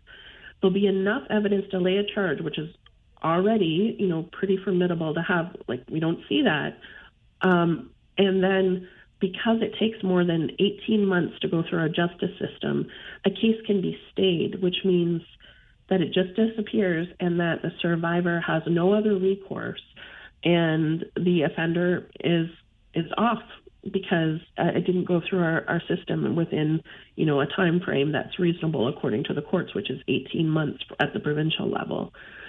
Those things that are happening, all you need to do is have a loved one who's had that experience to see how horrific that is and how we can talk about having a justice system that is, it's a legal system. At this point, whether it's a justice system, I think a lot of folks would debate. So we need to ensure that this is on the radar of our politicians, that our politicians are able to stand together on important issues like this.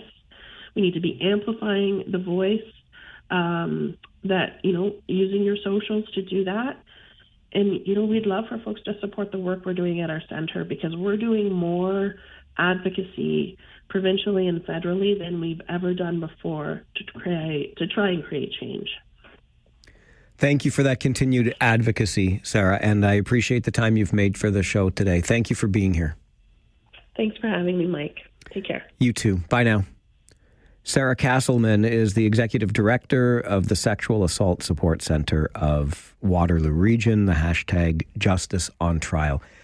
Listen, this chafes my chaps to a level that I honestly have a difficult time expressing. Like, my blood's kind of boiling right now because I meant what I said. Sarah and I, over the years, have had so many conversations, and she's an incredible advocate, and she does great work in her capacity as the executive director at the Sexual Assault Support Center of Waterloo Region. But just think about the mountain you must feel as though you're facing in that role. Only 6% of women who have been sexually assaulted come forward, and 9 out of 10 of those cases that do come forward do not result in a conviction. You wonder why only 6% then come forward. And if you follow the news at all, you know the sheer number of cases like this, of cases of sexual assault that we do hear about, and those that do lead to convictions and sentences, etc. So even what's already in the news is incredibly frustrating to me. And then to think of all that doesn't make it as far as a conviction, a sentence, etc. I will never forget, again, just thinking back on these types of conversations on this show over so many years, I'll never forget the sexual assault survivor that said to me and encouraged all men listening to not ask their partner if she had experienced a sexual assault, but ask her what happened. Just ask what happened, because it happens to so many women. So many. I forget the statistic. I won't try to cite it, but that was this survivor's point. It is so commonplace as to blow your mind. So don't ask your partner if she had experienced it. Ask her what happened when. And that I've never forgotten that. And the other piece of information I've gleaned over the years of this came from Women's Crisis Services of Waterloo Region, which is also a part of this gender-based violence strategy. And the question always gets asked, whether it's gender-based violence, domestic violence, sexual assault, why did she stay? And the question shouldn't be why did she stay? The question should always be, why did he think it was okay to treat her like that? And that goes across the spectrum to violence, be it sexual or otherwise. Like, who are we, guys? It makes me extremely upset. It makes me extremely upset. And is there a need for change? Like, imagine it's 2026, and what we're essentially asking for here is that women get treated the same by our court/legal system, because it ain't a justice system. You know how I feel about that. But all we're asking is that women get treated the same in the system as we, the guys, do. Oh, does it piss me off? This is the Farwell Show, 570 News Radio and Rogers TV. Ahead of our 11:30 update in the 570 News Center, let's go to the phones and hear from Walter. He must be mad at me for my bad language. Hello, Walter. No, I'm not mad at you. Thanks, buddy. I can't be mad at you, buddy. I just want to put a different spin on what you were talking about there, about the assault. Yeah. That it happened to me when I was 14. I'm an old guy now, and it was a neighbor lady, and she was twice my age, like around 28, and I don't know how it all started, but we just became really friendly, and like the next thing you know, everything was going on. All my buddies, they thought that, oh my God, look at this guy. He's the king, you know what I mean? Like this is what's going on and all this kind of stuff. And it wasn't until later in life that I realized how messed up this lady was. Now, she was a model. So, like, everybody in the neighborhood had eyes for her anyways. But like I say, maybe, it's a little bit different. In like my case, as it started out, but then as I got older, and then I realized just how messed up this whole thing was. And then as it turned out, when I got married later in life, and I had like 4 girls, and I kept an eye on them like a hawk as a result of my experience. And so that's what I have to say about that, Mike. All right, Walter. Well, listen, I appreciate you sharing the story, because they're never easy to share, for sure. And I know that men are absolutely not immune from being assaulted or exploited. There's no question about that. I also think firmly that what we have seen lately, and as Sarah Castleman documented so well, we're seeing steps backwards in our court system when it comes to how these instances involving the sexual assault or exploitation of women are being handled. And we should not, if we're not moving forward, when we are absolutely and obviously going in the wrong direction. It is 2026, midway through, in fact. We need to be doing better in this regard. An update from the 570 News Center coming up. And then on the lighter side, it's a Thursday morning, the Flipside coming up. And I'm thinking back on something. This random memory occurred to me the other day. Something that I did as a kid that I can't believe I was allowed to do. It would never happen again today. And I'm wondering if you've got a similar story about something you once did that there's no way you would ever get away with today. The Flipside coming up on the Mike Farwell Show, 570 News Radio and Rogers TV.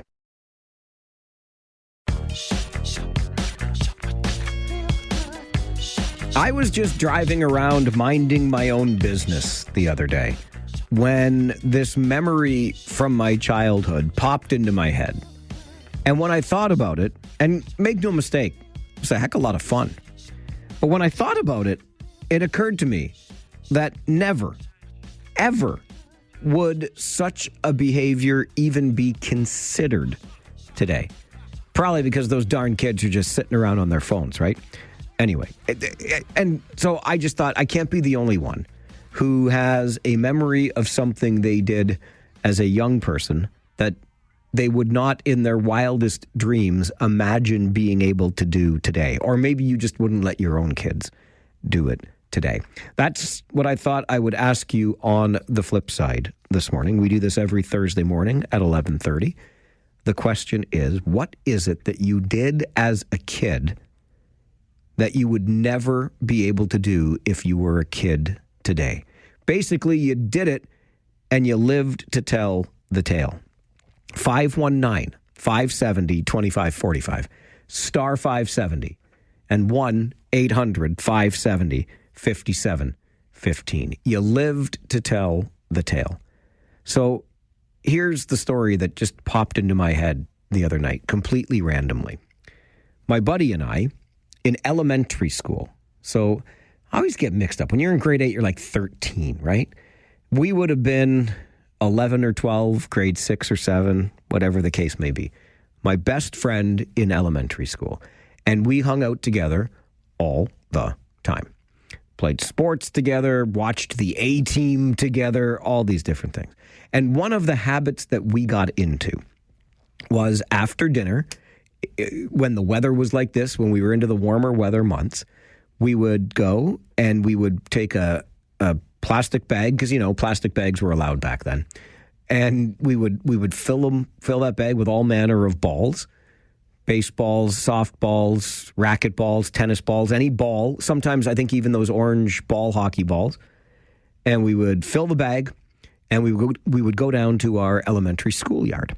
So this is St. Anne's School in Kitchener. The schoolyard has changed, but if you know it today, but you have to think back to when I was attending that school decades ago. And there was really very little in the yard itself. So what we would do is stand at one end of the yard, and the batter, because we filled this bag with balls, we took a bat with us down to the school. And the batter would be facing the school. The pitcher's back would be to the school.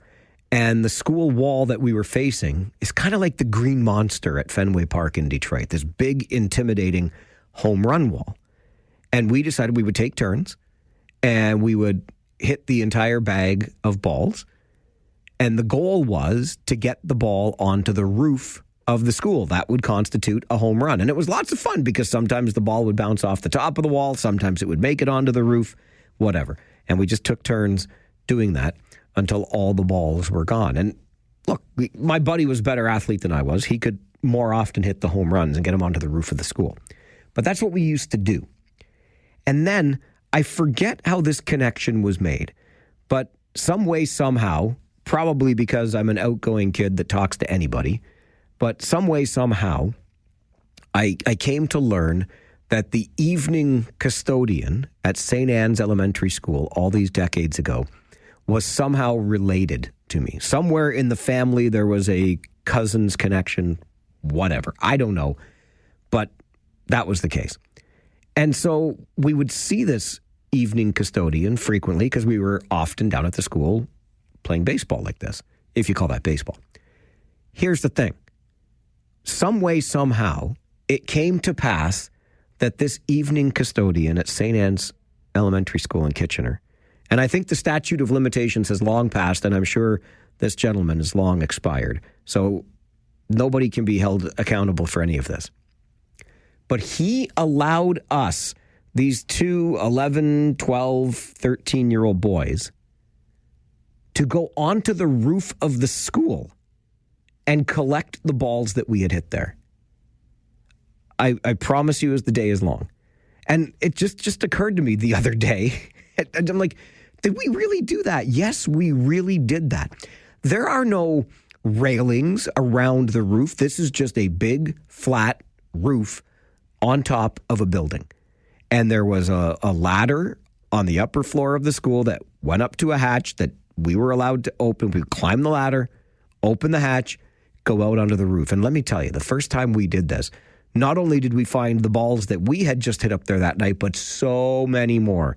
And now the game just took on a whole new meaning, right? Because we knew if we hit the balls up there, we could go get them again. And this went on for a long time. I just want you to let that sink in. This gentleman not only allowed us into the school in the evening, but permitted us as young boys to climb the ladder, open the hatch, and go onto the roof just to collect these balls. How close to the edge did we go? I don't really recall. I'm still here to tell the story. But could you imagine any circumstance under which anything like that happens again? Two boys on the roof of a school collecting the balls that they hit up there. As I said before, I can't be the only one. What did you do when you were a kid that never would you ever be able to do today? Let's get to the phones and hear your stories on the flip side. George, good morning. Good morning, Mike. How you keeping? It's still morning, yeah. It is. It is good. Still morning, and I'm good. Good. In 1975, Mike, when I was also 12 years old, Evel Knievel was a big thing. I don't know if you remember that or not. Do I remember that? Are you kidding? I wanted to be Evel Knievel, George. Okay, no family today, 0% family would allow 8 to 10 kids to lie on their back as I built a ramp to jump my bike over their bodies. Now, hang on a second. Evel Knievel jumped over buses. If he crashed, he just crashed himself. You were going to break spines, George. When I look back now, I wouldn't let my kids do that. I can't believe I did it. And I think if I remember right, none of those kids ever did get hurt. Okay, but did you make the jump or did you end up landing on somebody's back? I made the jump, but I think at one point there was maybe too many kids, and I had to ask one or two to leave, and then I cleared the bodies. I love it, George. Thanks for the call. See, who's going to let their kid lie down at the end of the ramp that somebody on their bicycle, they're going to pedal furiously. Wait, no, we don't pedal bicycles anymore. Will your electric battery get you enough speed to jump over 8 bodies? And whose body is going to lie there? Oh, Donna is next. Good morning, Donna. Good morning, Mike. Proud to say number 2. Farwell's Force member number. Love to hear from you. Okay. When I was around 10, and I'm going to say early 1970s, my grandparents owned the general store Esso gas station in North Bruce, Ontario. Anyone from our region who ever cottaged in Port Elgin or Southampton perhaps stopped at their store. It's like 5 miles south of Port Elgin. I'll be darned. My grandfather had a pickup truck. He'd often have my 2 older cousins and my older brother and I sit on the tailgate of the truck, drive down Highway 21. Come on. Lives on the back with the tailgate down, with nothing to hold on to. On the highway? You weren't just tooling around North Bruce. You're out on number 21. Wow. Their farm was just a couple rural roads down from there. Anyways, long story made short, I was sure many times I wasn't going to make it down there and arrive safely at the farm for nothing to hang on to. Those were the days. Those were the days, Donna. I love it. Thanks for the story. Great to hear from you today. You remember the story of the Grinch who stole the Christmas parade in Tavistock, gave that gentleman from New Hamburg a ticket for having passengers unsafely in his pickup truck while he was at parade speed. This is on Highway 21 in the Bruce, folks. Hey, kids, just let your feet dangle off the back of the tailgate. No problem. Lisa is with us on the flip side. Good morning, Lisa. Good morning. So I don't feel quite as bad telling you this story after that one, but so I grew up on a farm. There was a couple summers that I helped my dad over the summer doing the hay and the straw. So what we had to do when we put the wagon in the barn was he would go up the hill, unhook the wagon with something behind the wheels, and then drive the tractor around behind it, and then someone had to steer the tongue of the wagon into the barn with him pushing with the tractor. So the one day I was doing that job, and the tongue of the wagon, there was a hole in the floor, and one of my feet went through the hole. Luckily, the tongue of the wagon stuck in the floor, and I'm screaming, of course, because there's a tractor running and I'm trying to be heard. The wagon kind of reared up, and at that point, Dad realized there was an issue and stopped. And I was fine. I didn't get hurt at all, but I wouldn't ever do that again. And I would never allow my kids to do that. And it's incredible the things that you do on a farm that you realize after the fact. You are so fortunate that you lived to the point that you did. And some of that's just sort of the way things are done on a farm, and sometimes it's just the way farmers tend to think. And my dad's been gone for over 10 years, but that's still one of those stories that I think of, and I can laugh because I wasn't hurt, but it's a very cautionary tale. It is, but I get it. Like on the farm, it's just, let's get the job done. This is how we're going to do it. Oh, man, there's some things that he would do that you just had to shake your head, and he lived to be 80, and we're lucky that he lived that long, because he did a lot of things that you think you're fortunate that you did not have the story end differently. So. You said that you never think of it today for you or your kids, but what about, Lisa, what if you had a helmet on? Then would you do it? Well, no. No, because it was my leg, Mike, and I'm not sure my spine would have made it this time. So, no, farming is very dangerous, and there's a lot of things that maybe you shouldn't do as a kid, even if you're 15, 16. But you learn, you live and you learn, hopefully. So, that's just one of those things that was done, and you didn't think about it until something happened, right? So, absolutely. Anyway, have a good day, Mike. You too, Lisa. Thanks for the call. You live and you learn. And Lisa lived, and now we all learn from her experience. They would never do that again with the tractor pushing the wagon. George jumped over bodies on his bike, thinking he was Evel Knievel. Donna rode on the open back of a pickup truck bed. The hatch was down. On Highway 21, I know Highway 21. I wish I remembered. I bet you we stopped at that, a little Esso convenience store. But anyway, on the back of it, on the highway, no big deal, up in the Bruce.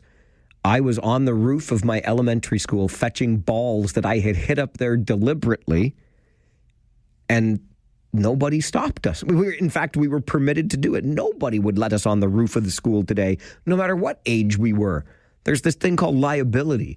What did you do as a kid and lived to tell the tale today on the flip side?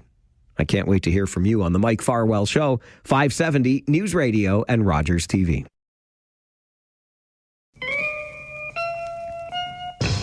It all started with a random memory that popped into my head the other day. I don't know why, but I just remembered going to the schoolyard with my best friend when we were in elementary school. After dinner, when the weather was nice and it was lighter, longer, and we would hit baseballs. And the goal was to hit a home run, which meant getting the ball onto the roof of the school. And some way, somehow, we finagled our way from being in the schoolyard, hitting the balls onto the roof of the school, to the point we were allowed to climb onto said roof. Again, we're like 12 years old, and we're on the roof of the school collecting the balls that we had hit up there. We did not wear a harness. There is no railing around the roof. We just were allowed up there to collect the balls and come back down and hit them back up there again. And when I thought about that, I just thought there's not a chance in Hades anything like that would ever happen again. So I'm just asking you, I can't be the only one that did something when he was younger that no child would get away with today. Maybe we wouldn't let our own children do it today. 519-570-2545, star 570, 1-800-570-5715. Nate, good morning. Good morning, Mike. I feel like I'm stepping into a confessional booth all of a sudden here. Well, it's allowed. Somebody allowed you to do it when you're a kid. How can you be held responsible? Okay, so the answer is crank calls. Oh, yeah. Remember the good old days before call display? So, when I was about 12 years old, about 1984, living in the Bahamas, me and my friend, we were at the Island Record Studios in the games room there, and there was a phone and a phone book. So we decided to make a bunch of prank phone calls to people. But it was a setup. So we were telling people we represented a major hotel in the Cable Beach area of the Bahamas that had an ice cream parlor. And we had a contest going on, and all they had to do was tell us the most popular flavor of ice cream that they sold. And no matter what the people would say, we'd say, yep, that's the answer. You've won a brand new car. And show up tomorrow at noon. We did this to like 30 people, Mike.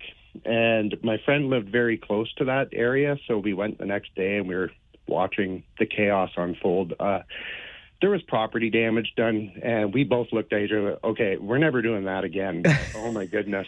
Oh, I felt horrible about it afterwards. Well, I'm sure you would, and not death-defying by any stretch, but I get it. We were big into the prank calls, too. You'd call and ask a grocery store if they had Robin Hood by the bag. What? That's what we would do. Is your refrigerator running? You better go catch it. But similar to Nate's idea there, we also... True as the day is long, one of our prank calls was telling people that we were with the Kitchener Rangers and we were auditioning for new anthem singers. Could they please sing for us the national anthem? And I'll tell you what, some people would give it their best shot over the phone. Oddly enough, we never did invite someone to sing at the Kitchener Rangers games, but that's one of the prank calls we used to do. Paul, good morning. You're on the flip side. Good morning, Mike. How are you today? I'm good, thanks. How are you? Never better. Good. Before I mentioned what I was going to call about, Mike, I just want to say that your father was my homeroom teacher for a couple of years back with the Lions, and bring back fond memories. Oh, fond memories. I was going to say, don't hold me responsible. Don't take it out on me. No kidding. So this isn't something we got away with, Mike, but something that wouldn't be allowed anymore. When we were in the Cub Scouts, we used to do a paper drive, and you'd go around collecting newspapers from houses. And we were allowed to ride in the back of the pickup truck, jumping out, grabbing papers, and jumping back in the truck, and someone would be driving us around the city picking up more. I can't see that flying anymore. While the vehicle's moving, you're jumping out of and then back into it. Well, it would stop. Okay. We'd throw it in, but we'd ride in the bed of the truck. Oh, of course. Yep, for sure. And it was a highlight of the year, but I tell you, I don't think they'd allow that anymore. I think you're right, Paul. I really do. All right. Thanks a lot. Thanks for the call today. Good to hear from you. Sorry again that you had to put up with my father. Listen, I've been putting up with him for 55 years, pal. You had him a couple of years of homeroom, okay? It's funny when you think of the vehicles, because we had a family of 5 kids, big old station wagon, and there was a front seat, back seat bench, and then there was the kind of storage area in the back of the station wagon. And with 5 kids, 3 could get in the back seat, and the other 2 would be in that back kind of storage open area, to the point that my parents actually eventually created a mattress that fit back there, so you could be more comfortable when you were just lying there in the vehicle without, of course, a seatbelt on. And similarly, how many of you, come on, I remember this. My aunt's husband had, they split after a while, but so my uncle had a convertible, and boy, did we love being in that convertible and tooling down the highway, and I'd be there in the front seat on my parents' lap. Their arms were around me. That's what constituted the safety belt. come on with your coming on. These are the things that we did. And yet we are here to tell the tale. I'm not recommending any of this, except maybe the getting up on the roof of the school to collect the balls you hit up there. Like we were smart enough not to go too close to the edge. Don't stare into the sun and all that sort of thing, or fly too close to it. We didn't go too close to the edge. But it just blew my mind that there we were, a couple of muckety-mucks running around on the roof of the school building when we were but 12 years old. Ivan, I see you there on the line, but I'm up against the clock. I got to get to the news center for an update. If you want to hang around, if you can hang around, we'll get to your call right after the update, because the Talkback Hour is about to begin. Open lines for you to weigh in on the issues of the day, and I'm always happy to hear what you think about those issues. Talkback coming up on the Mike Farwell Show, 570 News Radio and Rogers TV. Take out the papers and the trash, or you don't get no spending cash. If you don't scrub that kitchen floor, you ain't gonna rock and roll no more. Yakety yak. Don't talk back. Just finish cleaning up your room. Let's see that dust fly with that broom. Get all that garbage out of sight, or you don't go out Friday night. Yakety yak. Don't talk back. Your daily Talkback Hour happens between noon and 1. We open the phone lines real wide, you see, and allow you to share your thoughts on the issues of the day, or bring forward the issue you would like to make the issue of the day. We are here for the conversation and the opportunity to learn from you. 519-570-2545, star 570, and 1-800-570-5715. We were having some fun in the previous half hour during the Flipside, talking about the things that we did as kids and lived to tell the tale. We would never be able to do them today, nor would we let our own kids do them today. Ivan had been on the phone, but he couldn't hang on through the news update. However, he did send the following email to mike@570news.com. I remember being in grade 9 or 10, so 15 or 16 years old. And based on the income my buddy and I made delivering the Toronto Star, we were able to buy 1/4 of the Maple Leafs season's tickets from a common friend's dad. So 10 times per year, we'd hop on the GO train in Oakville, even on a weekday, stop in at Sam the Record Man, and make our way to Maple Leaf Gardens, the late train back that got us back after midnight, and then grabbed the bus home at 15 or 16 years of age. Imagine, now today we got 12-year-olds stealing cars 1:30 in the morning. They were at least out having gone to Sam the Record Man and a good hockey game. Bill's email to mike@570news.com. I started driving a tractor when I was 4 years old. I've done hundreds of things that would never be allowed these days. One of the first instances was at a neighbor's farm back in the 50s, where I was driving the tractor, pulling a wagon, while the man threw sheaves of wheat onto the wagon. We were on a steep hill. I couldn't reach the clutch and the brake at the same time. So my dad just yelled at me to steer towards the stooks that were still standing to stop the tractor. The stumps? The stooks? I don't know what a stook is. I'm so sorry. The stalks? The stalks, maybe. Anyway, Bill, I'm glad you stopped the tractor. Mike said I survived the metal slide in the park that was hotter than the surface of the sun. And our playgrounds had like gravel and stuff, not this like rubberized material or whatever to, you got to scrape your knee once in a while and eat the dirt in the sandbox too, for crying out loud. And Wes, via email to mike@570news.com. How about the super snow slider skates? You would strap these pieces of plastic to the outside of your boots, and then I would miss the school bus on purpose so I could run out from behind a tree and grab the bumper on the back of the bus and ride on my super snow slider skates all the way to school. Good times, and we lived to tell the tale. Let's get to your calls here on the Talkback Hour. We're going to start with Willie. Good afternoon, Willie. Good afternoon, Mike. Farwell's Force number 1701 checking in. It's nice to hear from you, sir. Thank you for flipping burgers with us yesterday. It was a lot of fun. Well, thanks for being there with me. You made it more fun because we could talk and flip and meet people at the same time. It was enjoyable. It was. Two things. First of all, on your things that you did. Now, I didn't do this. I had a friend that did this. Sure you did. Yeah, whatever you say. Good Victoria. I know I was a good boy. The old days when you had Firecracker Day, May 24th, as we used to call it, Firecracker Day, and you spent all day lighting firecrackers off. I had a friend. Remember, like if a frog got run over on the road or something like that, it was like dried and dead, and you'd see those on the road from time to time. Yep. I had a friend. He would soak those in gasoline and shove a firecracker in there and light it off. Come on. He did, yeah. It was long dead already, so it's not like he was killing anything. But no frogs were harmed in the little. No frogs were harmed in this. They already were harmed beforehand. Oh boy! I needed to call in and just correct something on the challenge for your 30-day butter tart challenge. What did I do wrong? No, it's not wrong. You just I think Sean probably just explained it wrong to you. It's an additional $6,500, not a top up to $6,500. So you already got paid your $2,000 for flipping burgers. And you punch the clock, and that's done. So this is an extra $6,500 if you do the 30 days with no butter tarts from the 65th anniversary fund. So, I'm halfway through my first day, Willie. That means I got 29 and a half days still to go.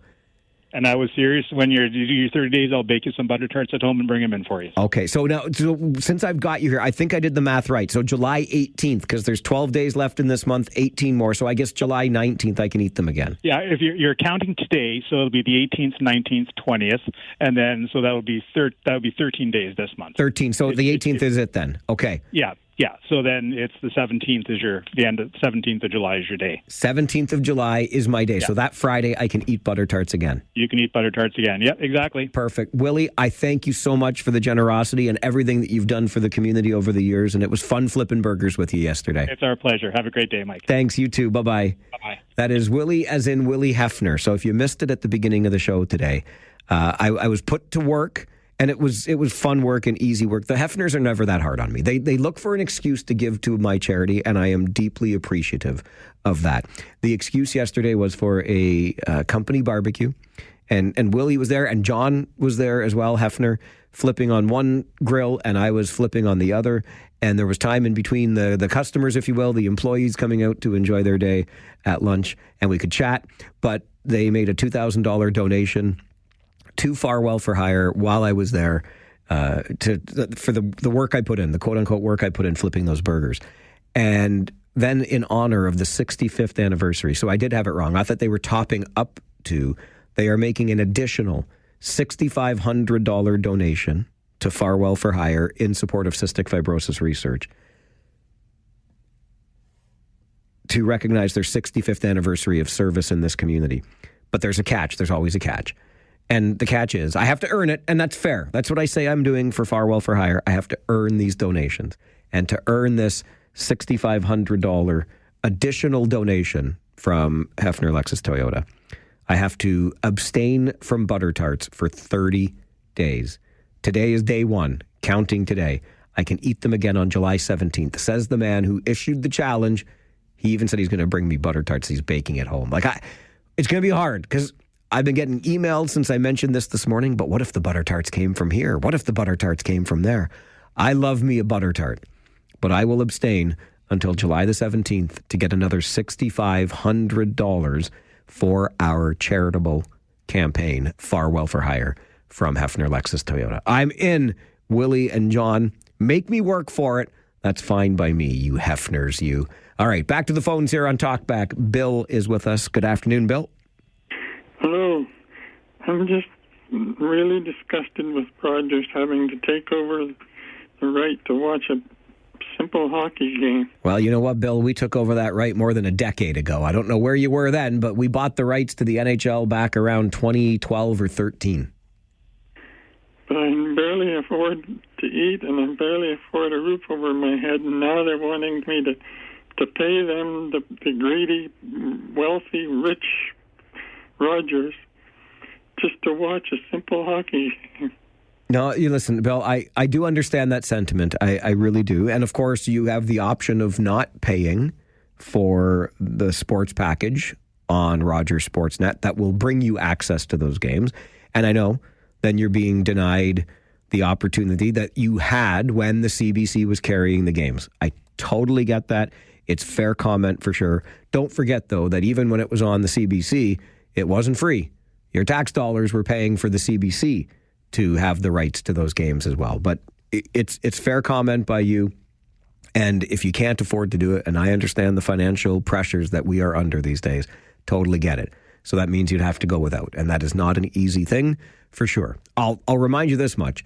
The radio over the air is still 100% free to listen to. And we carry every Kitchener Rangers game right here on 570 News Radio.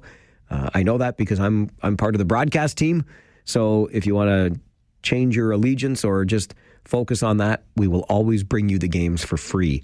The Kitchener Rangers games here on the radio, if that helps at all. Mark is next on Talkback. Good afternoon, Mark. Hi, Mike. Hi, Mark. Things you did when you were a kid, Mike. Yes, sir. Okay. 50 years ago, 17 years old, two buddies and I had Alice Cooper tickets in Toronto. And we hitchhiked from Kitchener to Toronto, there and back, went to the concert, and it all worked out. It all worked out. You're here to tell the tale. But I never let anybody hitchhike ever again. Never, eh? Never, ever. You think it's too dangerous now? Very dangerous, Mike. Yeah. But that was a long time ago.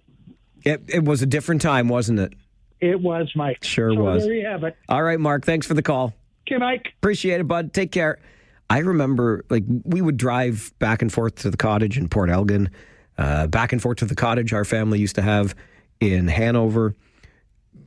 I remember, I would say frequently seeing hitchhikers on the road. And I will also say this, I get Mark's point and the dangers that lurk out there for us if we were to get into a stranger's vehicle.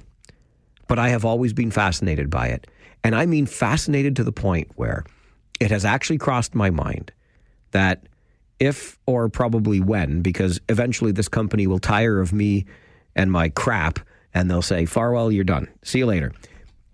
What about what if I documented my attempts to hitchhike from coast to coast? I want to try that. Do you think it would still work? Do you think a short, bald, chubby guy could get picked up on the side of the Trans-Canada Highway somewhere in Moncton, for example, and just keep taking hitchhikes as far as I could to get all the way across the country? Document, I think this could be fun. Maybe Rogers should fire me today. Anyway, I don't know why I've always had this fascination with hitchhiking, but I have. I think, I don't know why. I think it'd be interesting and probably dangerous too. Dallas, you're next on Talkback. Good afternoon. Yes, sir. Yes, sir. Your little chirp about hitchhiking, I done my share of it down in Gaspé, where I come from. What really got me going, though, was your Robin Hood by the bag. Dallas, we were kids. I'm glad you picked up on that, though. Yeah. Well, we had to check with the grocery store to see if they had it. It's flour. Well, you're not far behind me. But anyway, I'm going to tell you something. When the conditions were good down in Gaspé, we had this huge hill by home, and you could walk anywhere. It was a huge crust, and I don't know if you remember those little 3-man aluminum toboggans. Sure, I do. Yeah, okay. Well, you call them 3-man aluminum toboggans. I think they had 3 little dividers in them that you could call seats. Exactly. Yeah. And you wrapped your legs around each other and held on for dear life. Darn tootin' you did. So we used to start at the top of that hill, and we'd come down, and the road was right at the end of it, and we would wait for whoever was sitting in front to yell, bail. two would go one way, and one would go the other, and the toboggan would keep on going, and then we'd have to go across the road to retrieve it. I love it. Bail, and everybody just bails off the toboggan. Everybody just bailed. Good job, Dallas. Good job. That is a great story. Oh, that's what Talkback is for, the issues of the day, or maybe you just want to make me laugh. Bail! It's the Farwell Show, 570 News Radio and Rogers TV.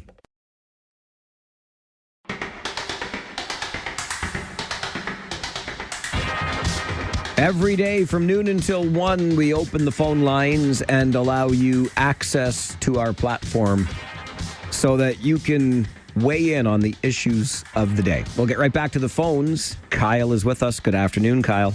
Good afternoon, number 6 here. I'm going to be quick because I think I'm in a bad area. So I just want to rave. I know sometimes we give our health care a little much. We always, are talking bad about them, or we always have something bad to say.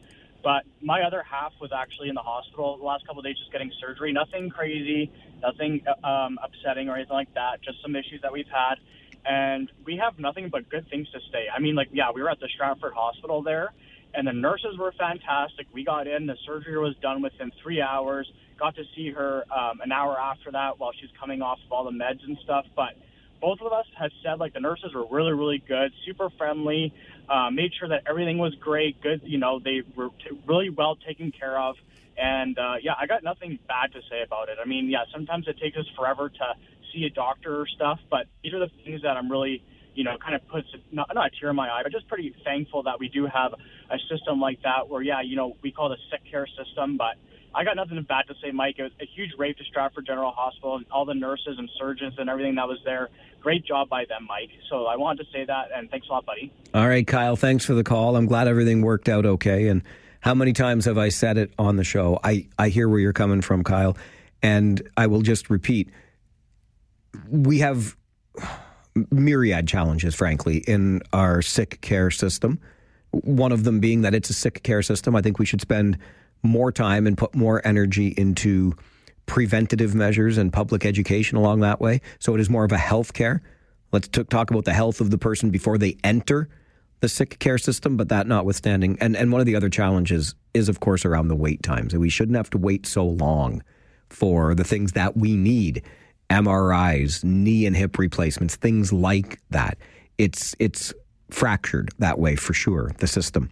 But once you are in it, every time we hear from somebody, it's almost the same story. We could play it on repeat, right? You encounter tremendously talented and compassionate individuals. The nurses, the doctors, all of the other staff, the volunteers have been my experience too in our local hospitals. So that part is great, and I'm glad you wanted to spend some time reminding us of that, Kyle. Thank you. Something that's been on my mind, and I wonder what you think about how we are interacting with one another in our democracy today, where we have the right to express our frustrations with one another, but there is a limit, right? And I'm thinking on that insofar as what happened at regional council meeting yesterday when there was a disruption by some protesters.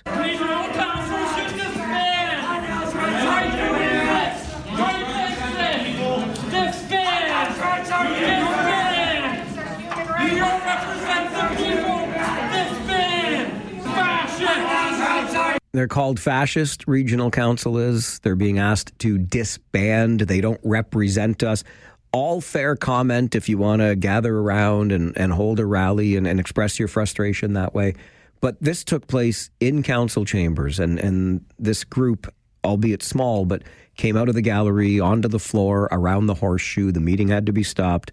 Security had to remove the protesters. It just so happened that it was a presentation by Regional Police Chief Mark Crowell at the time. So not only the chief, but other officers were there to escort the protesters out pretty much without incident. But that crosses the threshold, doesn't it, in terms of expressing our dissatisfaction? And it comes just the day after when Regional Council was talking about the encampment and maybe creating a safe tenting policy, that we had language like this used in council chambers. If this was 300 years ago, we'd have pitchforks and torches, and I know you know that. What you've done, consider your legacy's cooked. It's done. It's over. Pitchforks and torches. I'm glad it's not 300 years ago. And then I'm thinking on the vitriol that's been documented and directed towards the mayor of Cambridge. I know, and I've been clear, I think Jan Liggett made a pretty grievous error in interrupting a speech that was being given at a Pride event. I think there was a silencing of our freedom of expression, and we should take that very seriously. But I can say that, and I can say it just like I did, and I don't have to name call, and I don't have to utter threats, which is what we've been hearing the mayor has been on the receiving end of. And I just want to point out that when we behave like this, again, I get that the right to protest is enshrined as well, and there are opportunities and places for us to hold those protests. But if we're going to disrupt public meetings like this in a somewhat threatening manner because we've got a group with us, however small, our democracy is going to become less accessible. I promise you that security will become the first order of the day at these public meetings. And I'm a little bit worried with what I'm seeing in these last couple of weeks. How about the stories that we got from the city of Waterloo on their winter maintenance update and how people had been threatening violence towards and throwing shovels at and trying to get inside the cabs of snowplows and putting people's persons in harm's way, threatening them in that manner. This is not okay. And I want to be clear about that. I don't know what you think about it, but if you've got any observations on how it is we are expressing our disagreement with one another, we can get into that too on the Talkback Hour here on the Mike Farwell Show. 570 News Radio and Rogers TV.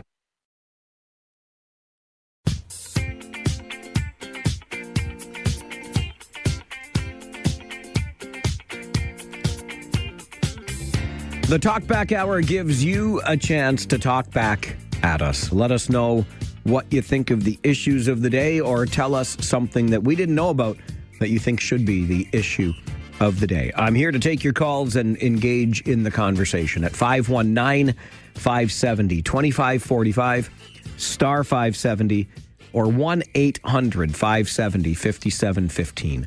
Rory is next. Good afternoon, Rory. Mike, how you doing, my friend? I'm doing well, thank you, sir. How are you? Terrific, yes. Just kind of hoping we'd get some warmer weather these days. I tell you, it's been a bit of a bummer this week, hasn't it? Well, it's not snowing, so... Fair enough. As far as well, I suppose. Mike, interesting topic, and I know it's not one of your favorite, but I thought I'd share it with you anyways. I was at the boys' school yesterday, and I had a conversation with the crossing guard there. And I kind of half-jokingly mentioned to him that I hope drivers were keeping speeds low in the area. And he actually turned to me and he said that since the speed cameras were removed from the school zone, he's actually witnessed firsthand an increase in speeding drivers, and actually wish that cameras were kept in school zones. So, Mike, I know we've all looked at it as a cash grab, and the statistics tell us that they're not needed. But, that firsthand on-the-ground perspective from someone who is putting, their safety on the line for the safety of our children, look at speed cameras of a way of assisting them with keeping their selves safe and the people around them safe, certainly gave me a perspective to pause and wonder, whether or not the statistics we aren't seeing are the crossing guards and the people that are seeing it firsthand, the positive firsthand, Mike. No, Rory, it's a fair point. The only thing I'd say, in response and some disagreement is the cash grab idea came from, because this is a crossing guard that's obviously seeing this during school hours when kids are there. Fine. Let's make it like, let's put barriers up all over the place. But 11 o'clock at night when I'm coming home from my shift, I don't know about that. If you're going to have a school zone camera on me then. Don't disagree with you, Mike. I think, there could have been a better way, and unfortunately, I think this is where, again, the region found itself behind the eight ball, because instead of listening to people, and we've seen it this week, unfortunately, with some of the events that unfolded in council this week, while I don't condone it, it is a sign that you have people out there that are saying there are good things about this, but let's make some changes, and unfortunately they get ignored. And from that person's perspective, and Mike, ultimately there's a solution to all of people's problems that got a ticket. Don't speed. I never got a ticket, Mike. I never got a ticket. In fact, in many cases, when I was going through those zones, which they tell you you're going through, I'd put it on cruise control. So I don't have a lot of time for people that complain about the fact that they got a ticket. And while you're right, there are some cases where it may be looked at as a revenue generating opportunity.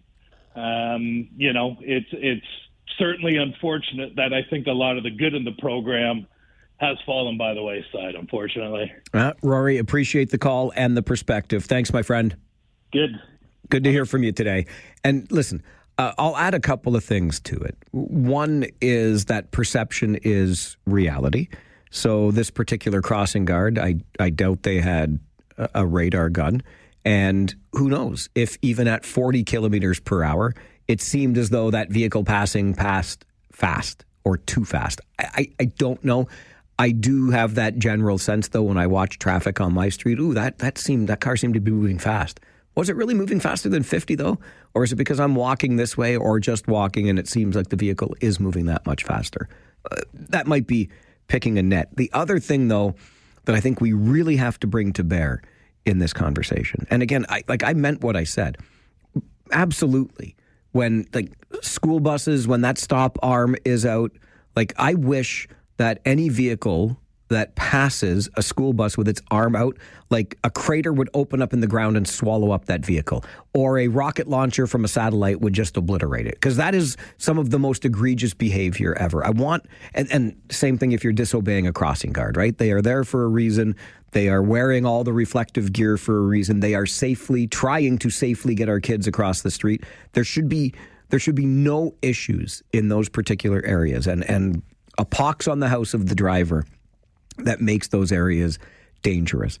But here's one of the other things that I think we have to remember when we're talking about this. And again, if it's a crossing guard relating the story, the crossing guard is there when the kids are on their way to school or coming home from school. And what do you think makes up virtually all of the traffic in the school zone at that time? Virtually all of it. The parents of the kids who just got dropped off. That.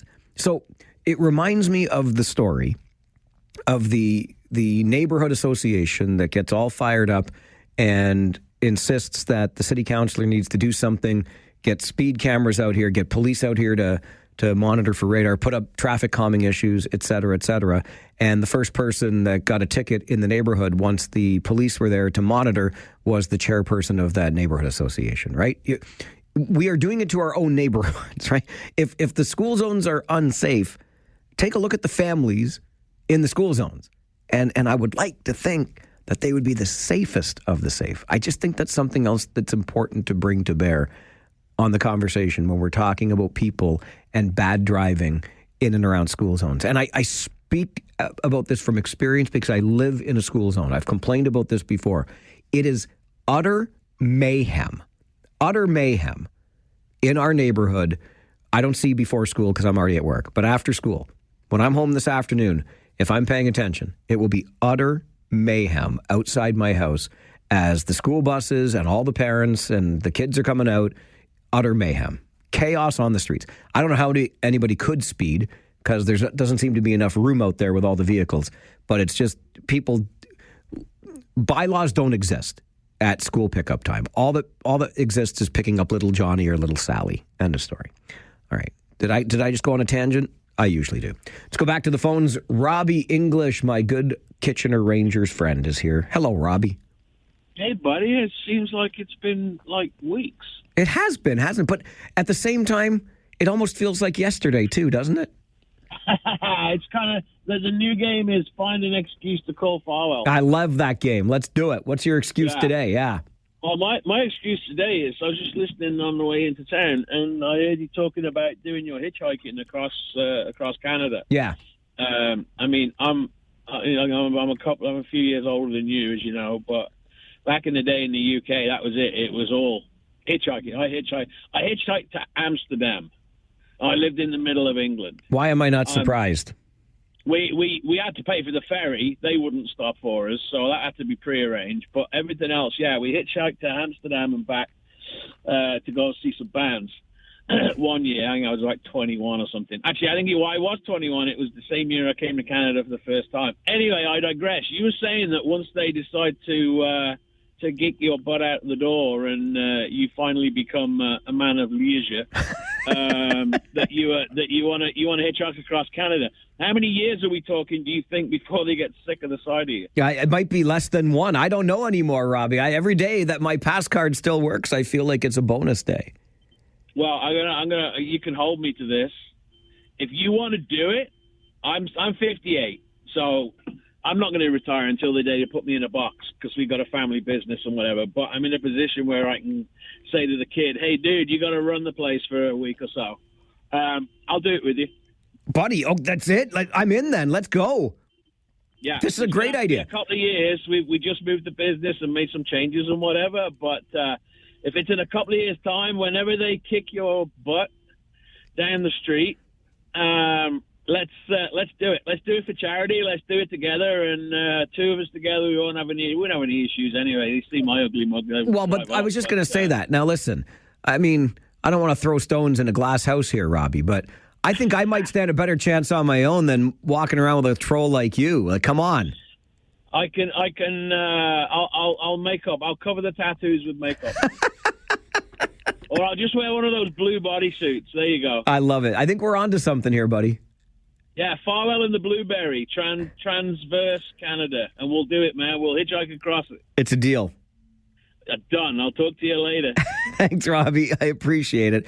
I can just envision my beloved right now listening to this as I make a deal with Robbie. He's got tattoos. I don't even want to know how many places they cover, but from the visible places, they're covered. And he and I just made a plan to hitchhike clear across this country. I really don't think, I shouldn't joke about it as much as I do. I really don't think anybody's going to come in here and wheel me out anytime soon. But I also don't expect it to be at a time when I am ready to just move off into a life of leisure. I feel like I still want to do something, and the something might be documenting that attempt to hitchhike clear across the country. So, listen, Robbie, you got my attention, buddy. Thanks for paying attention to the show and supporting the idea.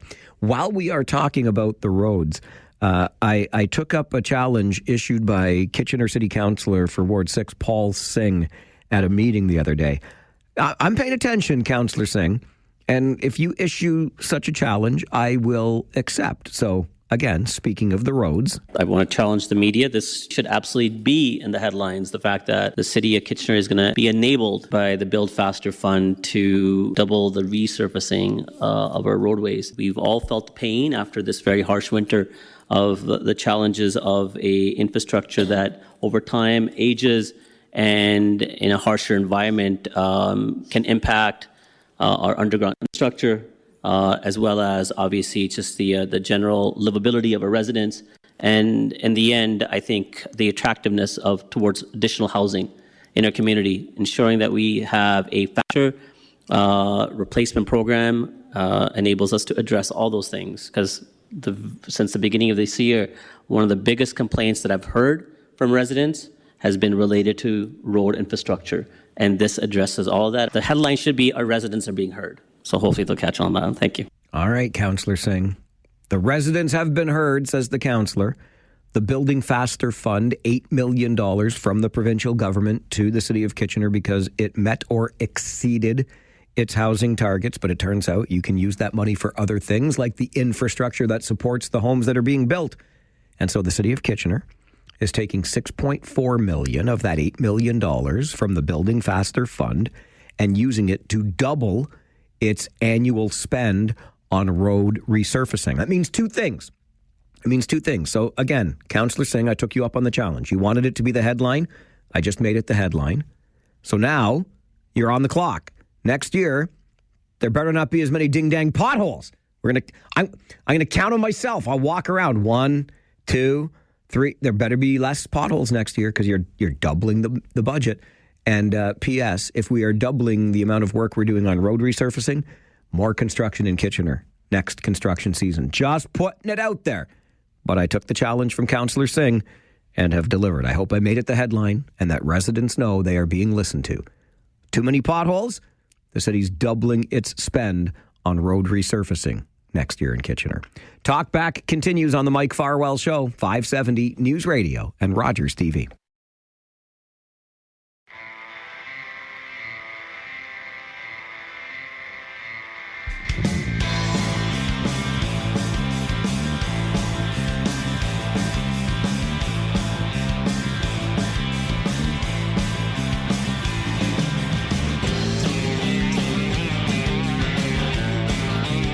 Every day from noon until 1, we keep our phone lines open exclusively for your use. It's the Talkback Hour where you tell us what you think about the issues of the day. Tom is with us on Talkback. Good afternoon, Tom.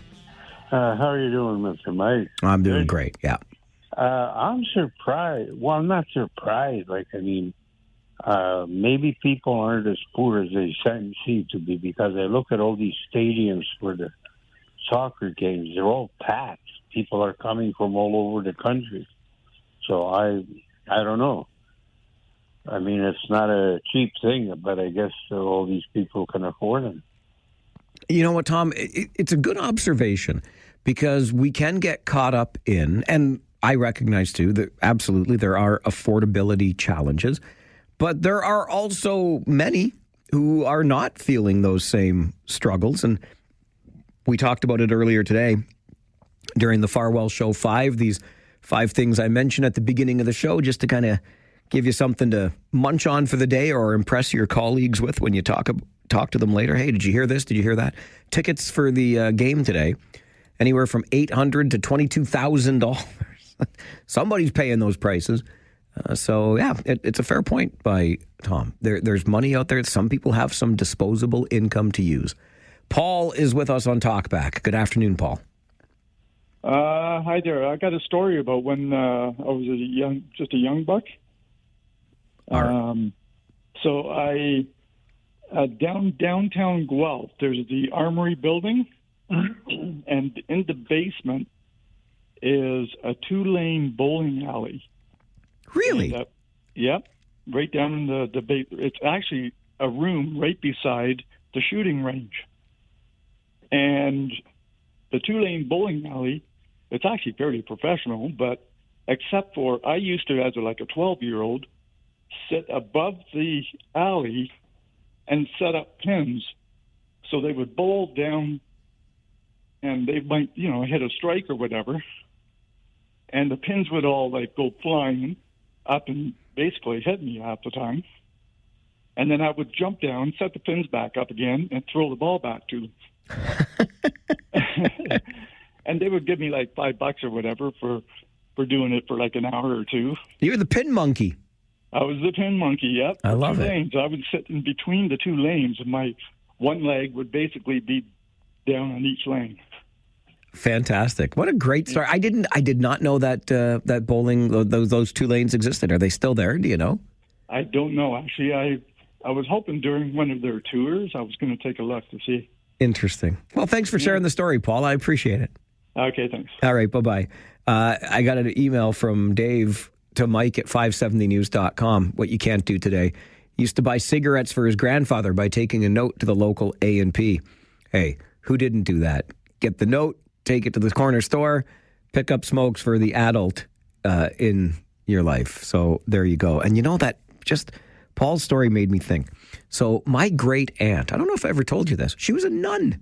That's why I'm such an angel, right? Literal religion in the family. My great aunt Colette was a nun, and she was at the convent, the big one there in Waterdown, just off the QE. And we would go and visit. And we loved it as kids because this was a very large building with all kinds of things in there for us, like a gym to play in. And there was a bowling alley in there. And I remember, and rather fondly, of going to, can we go visit Sister Colette? Because I wanted to go bowling in the bowling alley that was inside the convent in Waterdown. So there you go. I wonder if that's still there. I'm pretty sure the Hamilton Diocese has sold that property, I think. Anyway, The point of this, if you take nothing away from the story, remember that there's actual people of the cloth in this family, okay? And that's why I am the angel that I am, because my great aunt Colette was a nun. And she lived at the Waterdown Convent. So there you go. Some great memories of the things that we used to do when we were younger. And in some cases, we would never be able to do today. Like when I went up on the roof of my elementary school to fetch the balls that my buddy and I had hit up there while playing baseball. Imagine just running around the roof of your school with no harness, no nothing. Liability, schmiability. Who cared about that? Is tomorrow Friday? I think it is. But here's how I would love for you to spend your Thursday afternoon, okay? Come and join me at Orla Pastries and Provisions on Frederick Street, right near East Ave. Pretend you're going to a Kitchener Rangers game. It's right near that Frederick and East Avenue intersection. We're going to be selling dirty sodas. It's called the Filthy Farwell. Come and get a Filthy Farwell. Did I mention my great aunt was a nun? Come and get a Filthy Farwell this afternoon, starting at 5 at Orla Provisions and Pastries in Kitchener. Would love to see you. A portion of proceeds being donated to Farwell for Hire. It's a great chance for us to get together. We'll have a conversation right there while I make your dirty soda for you. Filthy Farwells for Farwell for Hire. Orla. Later this afternoon on Frederick Street. I'll see you there. It's the Mike Farwell Show. You are a force for good. Bye for now.